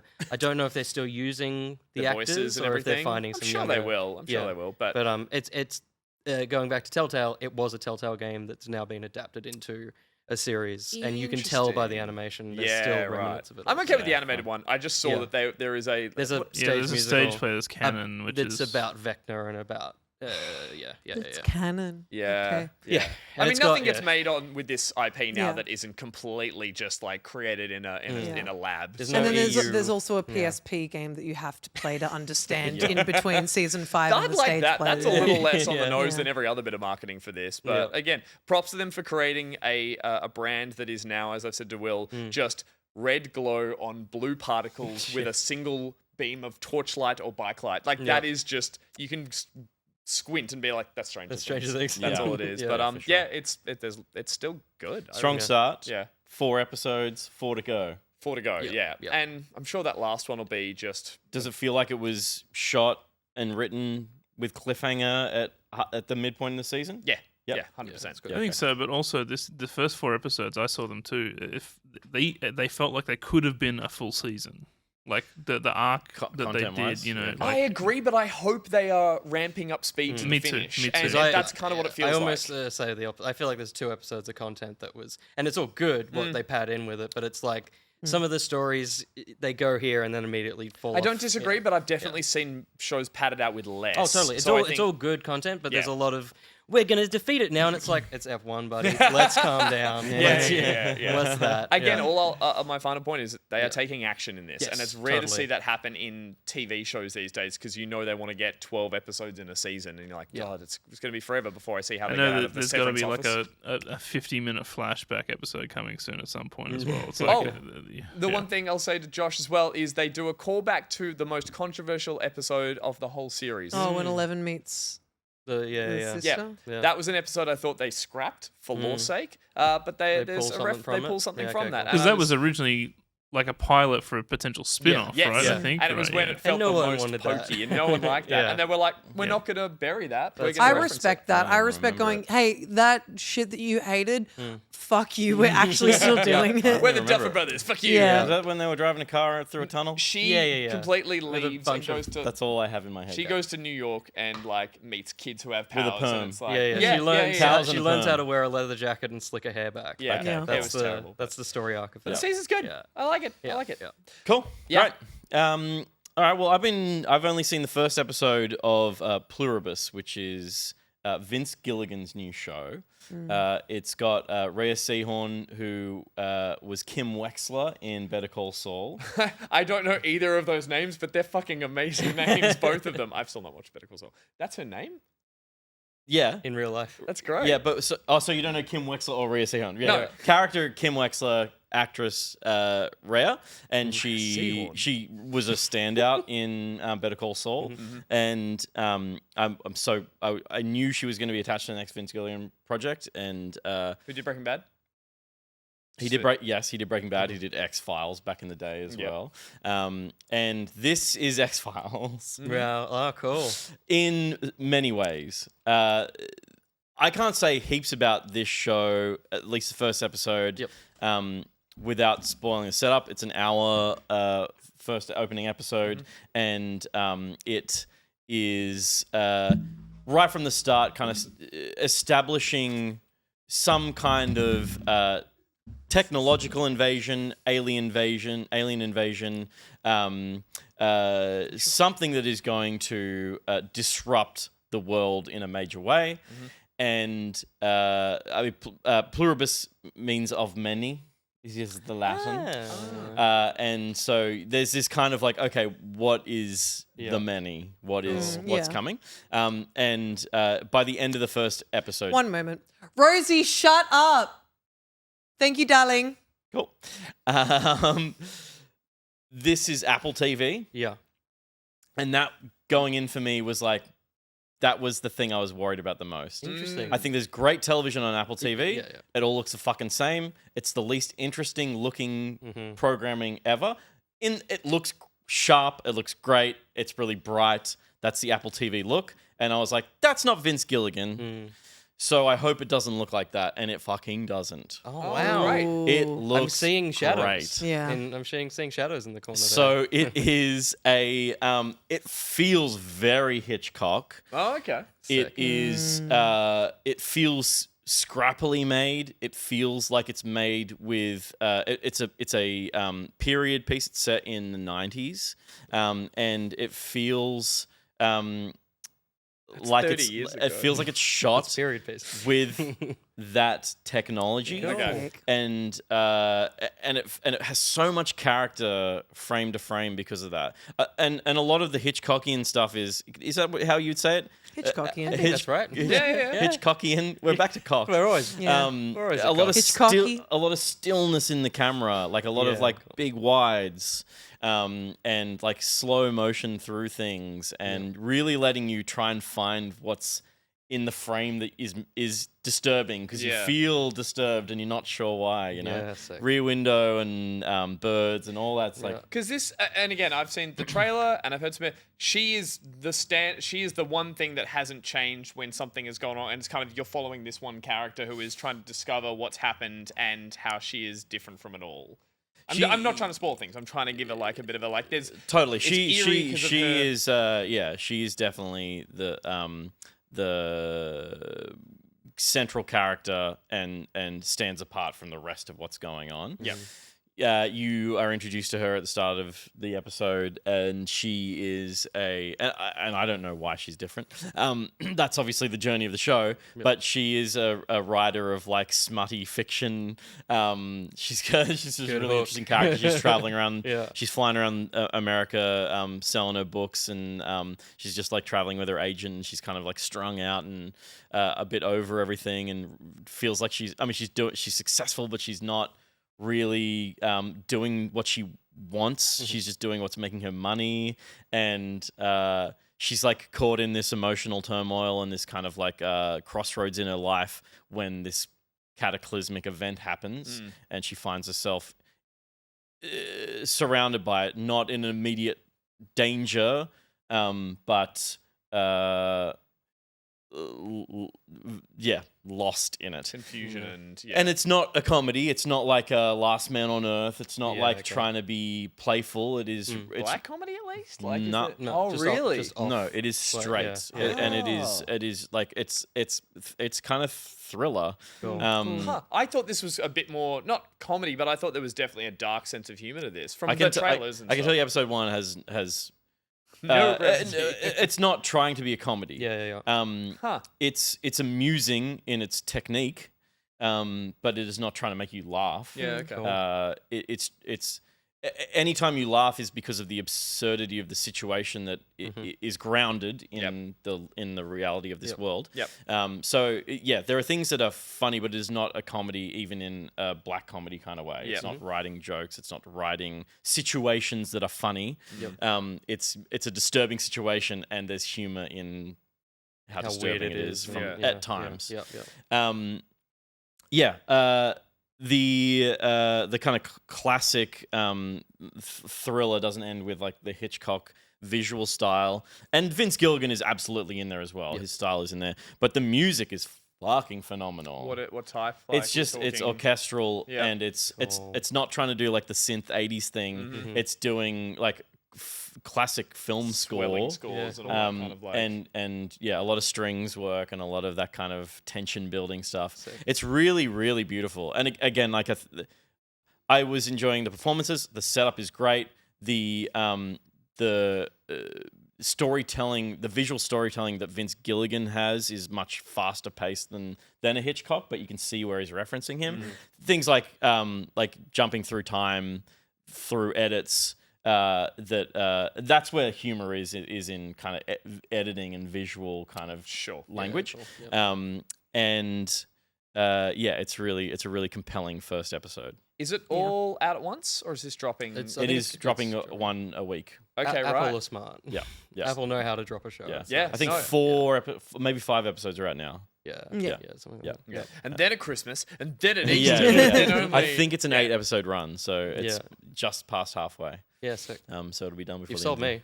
Sounds great. It's really, I've really heard good. nothing but good things Yeah, about me this. too. Everyone I've talked to has been like, you need to watch it. The only reason I was holding off was because I thought it might be a little heavy and like, again, Breaking Bad. I know this is not drawing any similarities to it, but like that show was tough. Like it was exhausting to watch that show, and I thought this was a little lighter, and maybe I'll find that sort of escapism in it still that I'll enjoy. Yeah, I'm interested to see if they start playing with more comedy in the next episode. They've done the big drop at the start. The hook of it is... It's not a mystery. No. Like, it's... There's... The mystery... Oh, sorry, Yeah, of course, there's unknown elements to everything that's happened. But by the time the first episode ends, she is directly confronting the cataclysm. And so it's not like we're going to have 4 episodes of horror running around the streets. She is she's in front of it. She's aware of it, and so now she has to deal with it. Cool. And so I don't know what that's the premise. I don't know what the process of dealing with that looks like. Season really 6 interesting setup. releases. Episode 6 releases tomorrow. 8 in total. Thank you, Jerish. Pluribus. Cool. Yeah. I It could be the new Stranger Things. You never know. No, I might watch this over Christmas. That looks really good. Yeah, that'll be good. Cool. Will. Me? I finally watched a television series that has been referenced in this studio many a time. Many a time tonight. Many a time tonight. I've slipped a few little references here and there, and absorbed through Instagram stories. I've been watching, and I've almost finished. It's Always Sunny in Philadelphia. Oh, thank I meant to get a card for Josh so that it would play the name of the thing. The Will show. finally watches the Will show. finally watches it. It is everything that has been described as. It is a comedic marvel from the start. There is 186 episodes of this show now, running over 20 years. This year was the 20th year, and I think they only missed a couple of years over COVID. It is funny from the start. It is as depraved and wrong from the start, which is wonderful to be able to go back to that. Yeah. The story of the show, in terms of creative, is such a beautiful thing, and something I think all of us want to be able to have that Aspire to. story. The three main cast members, Glenn Houghton, Rob Mack, or the former artist known as Rob McElhenney, I guess. What's he call himself now? Rob Mack. Rob Mack. Rob Mack. He's taken out the McElhenney. Yeah, he's just Mac. Cringe. Yeah, it's a bit cringe. Yeah. And Charlie Day. Oh, 4. This D is there as well. Yeah, but in terms of creating the show, I'm going right back. The for three of people them were that the know. production Yeah, company yeah, that yeah. created the yeah, show yeah. and shot the pilot. Gotcha. There were three between failing and successful actors, but they weren't getting the work they wanted. Yeah. And Rob Mack basically wrote a pilot episode that the three of them filmed on a shitty $200 camera, is the story. They sold it to FX, who gave them 6 episodes. FX put it on at 10 o'clock at night on a Thursday, and no one watched it. And basically said the show is not going to keep happening. And so they said, you need a famous person. Thankfully, I think the head of FX knew Danny through working on Taxi, and basically said, let's see if Danny DeVito can get involved. And then that's the show going forward from season 2. It's really funny. The first season still works without Danny DeVito, but he does just... he slots in so well. Seamlessly. The premise of the show, if you haven't watched it, expect blue comedy, but I think it is worth at least watching the first episode, and you will know if you will enjoy it. It's not like you could jump deeper into it. You could kind of watch any episode, and if you don't enjoy that, if you watch the pilot and then season 16 episode 3, that's the same it's thing. the same. It's not going to get any different. show. I wonder, I could be wrong with this, but because the episodes are relatively self-contained in the sense that they start an adventure or they start a narrative and they I was going to say, just for anyone who hasn't seen it, it's basically about a group of friends. The premise is imagine friends, but instead of the line being, we'll always be there for you, they're never there for each other, and they're all horrible to each other. Yeah. That's the conceit of the show. It's like Seinfeld, except you don't mistakenly relate to them and think that they're good people. You always know that they're bad people. And episodes will finish at the worst point possible, and then you can just come back to another episode. My point there being, and they all run a bar. My point there being is that you could, if you were feeling apprehensive to watching this show, you could maybe watch a single episode halfway to later that might just be where there's a tiny bit more polish, just to go like, okay, I would recommend season 7, which is Fat Mac, because it enters with a really weird gimmick for that character. But you could watch one episode, totally, then be like, okay, I'm aboard, and then go back to the side, just sure. in case the roughness, and it's a great roughness. It's a great, what am I trying to say? It's like a great grungy kind of style to go back and watch something that's in 4:3, that watch something that's shot on digital camera, digital video, but that's enough these days to make someone go, I can't watch this shit. Totally. I know friends that haven't touched Star Wars because they're like, it's old. Oh my It's God, like, and they're friends. God, that's crazy. Well, I don't shot have on that many. film. Yeah, Shot I on know. film. But you could watch an episode from Ep 7 and just go like, there's a lot I didn't quite understand, and then go back and start from the start and get there again, and you'll it's cultivate, wonderful. you'll cultivate mass. You're wonderful. You will cultivate mass. Yeah. It's the sort of show which I think does a really good job of forcing you to change your perspective on media. On the media that you consume, because I feel like a lot of media nowadays people will critique because they think that a bad person needs to be like told to you, they are bad, they are bad. Or to show them and the being main punished character for their always bad has to be the behavior. good guy Yeah. who always You need wins. to use your brain. This show is perfect for those people to go, actually, you are watching a show about bad people. You're not supposed to relate to them. You're not supposed to think that they're doing the right thing. And that's okay. And it's still a good show. Yeah. It requires a certain level of media literacy Yes. that a show today would have to explain to Totally. you within the context of itself, whereas this Yeah. show just presents people doing shit things, and you need to be a decent enough human being to know. understand that Yeah. that's the point. And they're Yes. not That's what they're condoning trying it. to show Yeah. you. They're not saying this is good. Yeah. They're saying, The writing imagine isn't, the someone acting this isn't. fucking Yeah. bad. Yeah. Yeah. It's great. It's great. I think it is the perfect teacher of media literacy. Yeah, it does. me too. And it can It really really then catch is. you out where in later episodes, Yeah. fucking hell, they'll pull a little heartstring and you Yes. go, I Oh my God, shouldn't yeah. feel anything here because you're all terrible basically people. the but- last 4 seasons they've gone. The last step's going to be the sad one, or the one that will put one of the characters gets a moment. Yes. And it's been a wonderful ride. And Yeah. and that's why I mean, you know, watch the one later on, but you do have to go back to the start and enjoy the journey. Yes. There's characters in the show that because these are awful characters, they fundamentally change human beings Yeah. that are good in the world. Yeah. They ruin people, and that journey is you've got cricket, you've got the waitress. It's funny They are because, not like- the same person in episode 1 that they are. I know some people And who tried to watch this show or fell off it because they still couldn't come around to that way of thinking, and they Yeah. were like, "I just Yeah. hated all the screaming." And I was like, "Well, then you were watching it because you weren't watching it right," which Yeah. sounds horrible to No, tell someone, yeah. but it's like you weren't appreciating that was characters leading to a terrible Yeah. end. Yeah. And I think It's normalcy as well. what's it's just so life. interesting and incredibly done with Always Sunny is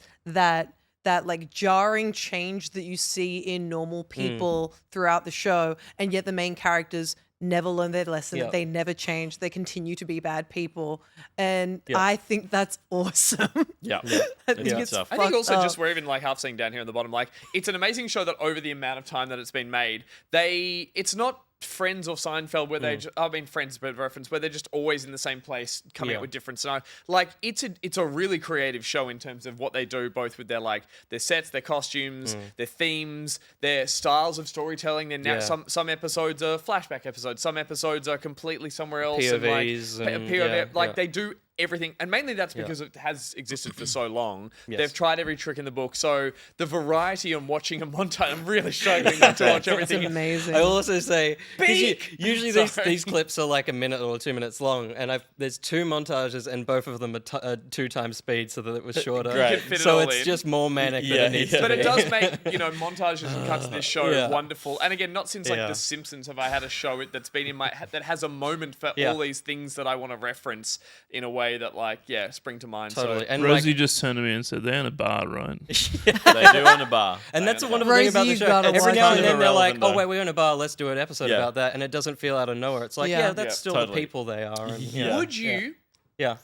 finalizing this, would you recommend, because I appreciate how you've gone through this hard. Like you've been watching how Yeah. many episodes a day to get through this? Well, almost? if you didn't see me at PAX, I was watching 3 seasons of Always Sunny in Philadelphia. And then since then, you've been watching Yeah, on the I was reg. probably one a day. You're or about two, to yeah. pass me. Yeah. I haven't watched the final episode of the most recent season, Yeah. and you're in the If most I- recent yeah. season. My point being So is what's that up? you could Yeah. definitely slow burn this thing. Yeah. Like, you could binge a little bit to get into it and then enjoy it as a show to just be like, there's so much of To this just to put just come something back. on. Roughly 20 minute episodes as well. Yeah. So it's nice to just be like a little self-contained but yeah. And I will say, I'm assuming, I don't know if they're going to finish it, but like the latest They later commissioned for one more season. Right.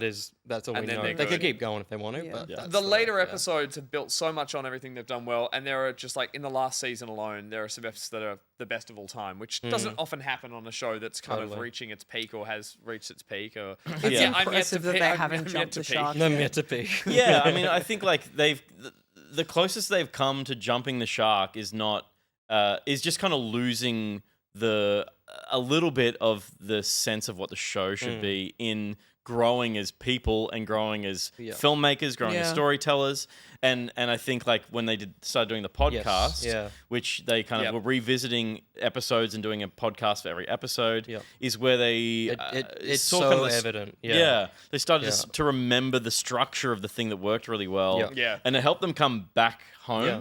That's and I really think that's why they're cool. starting to land again a lot Totally. stronger. I was going to say, big recommend to the podcast. Yeah. If you're watching it.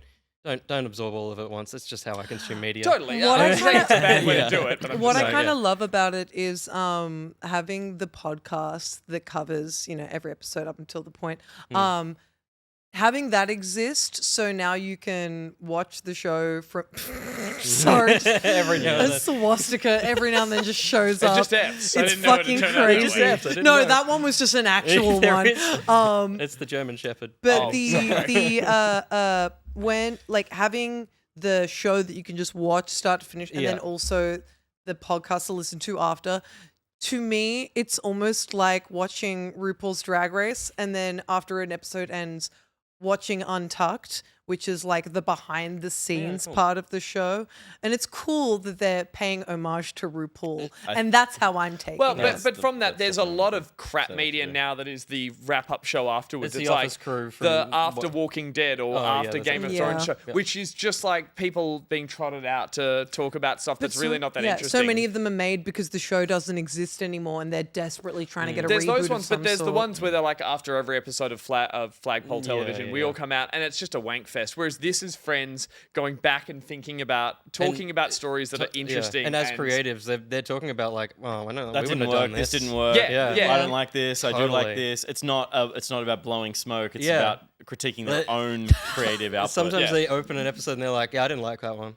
yeah. Like just flat out. It's that's not- genuine I don't like feedback that on anymore. something. Yeah, it's like, not that was just- a miss. Yeah. Yeah. It's like, It's what? genuine feedback, not just them stroking each other's Yeah. egos and that kind of thing. That was just like I saw a little clip today of what's his name, voice of Bender, John DiMaggio. DiMaggio, talking about how when he started working on Adventure Time, he fucking hated it. Wow. Yeah, He right. hated working on Adventure Time because he'd worked on like Futurama and stuff and worked in other animation. He's like, it's so unprofessional. It was all over the place. But then he like grew to love it. And that was just a reference I wanted to make because I was reminded of it at the end. We should point out as well, all the characters are terrible. Apart from Dennis, he's the most like Dennis is normal, and I think He's we can all super- relate. No, Yeah, he's I- dead. can relate to- What are you saying? I'm saying we can all relate to the. There's good. It's good. There's an everyman in the episode. Shut up. And he is. Stop saying that. What are you talking about? He's the normal one. The rest are the weirdos. Anyway, Favorite quote? Favorite quote? It doesn't need to be a favorite quote. Just No, a no, quote. the First one quote that that you comes to just mind? said it. Yeah. I don't know how long I got left to live. My life to live, so I'm gonna get weird with it. I'm gonna get weird with it. Ruby? You ever wonder?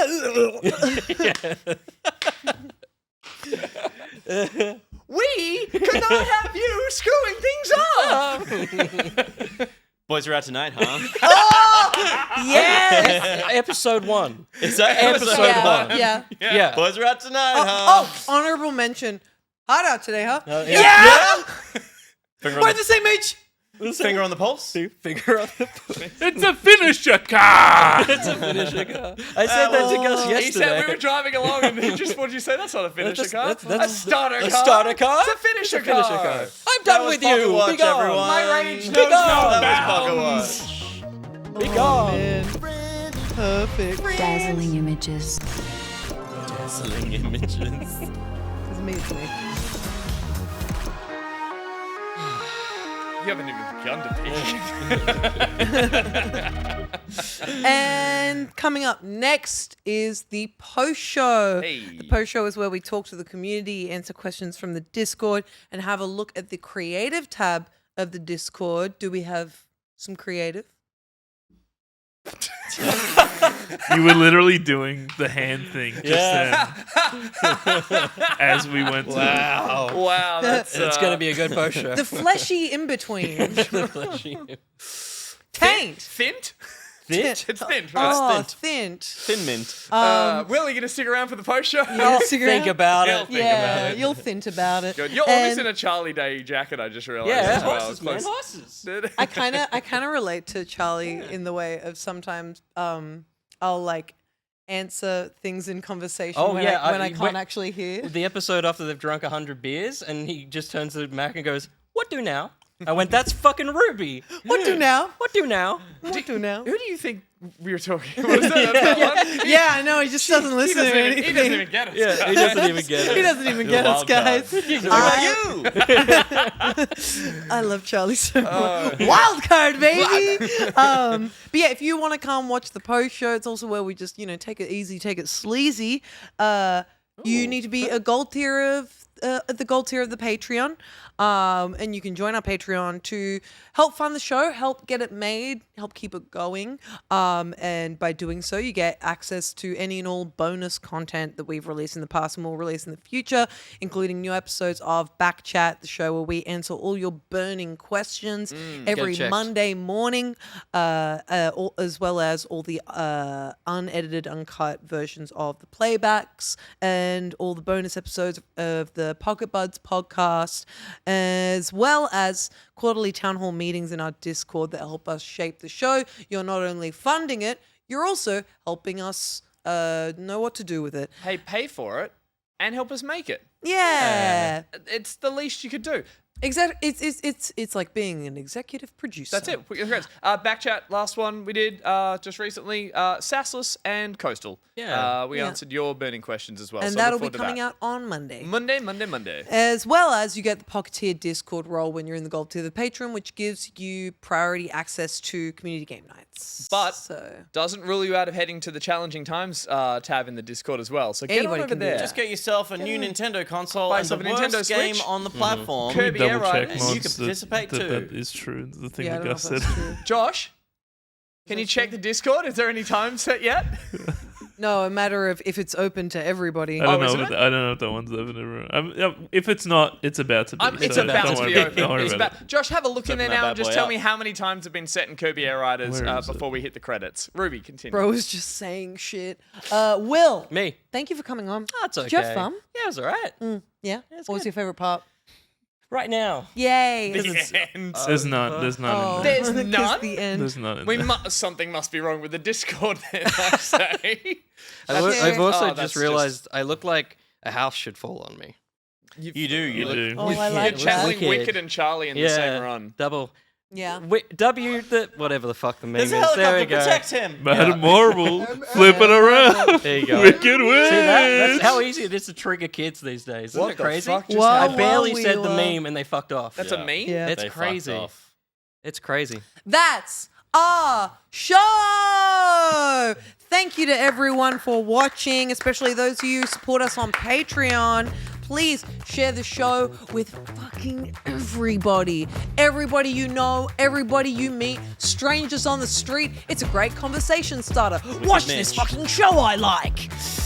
We'll head down to the website, backtopocket.gg, for links to everything, including our Discord and our socials. We're back next week for our second last episode of the year.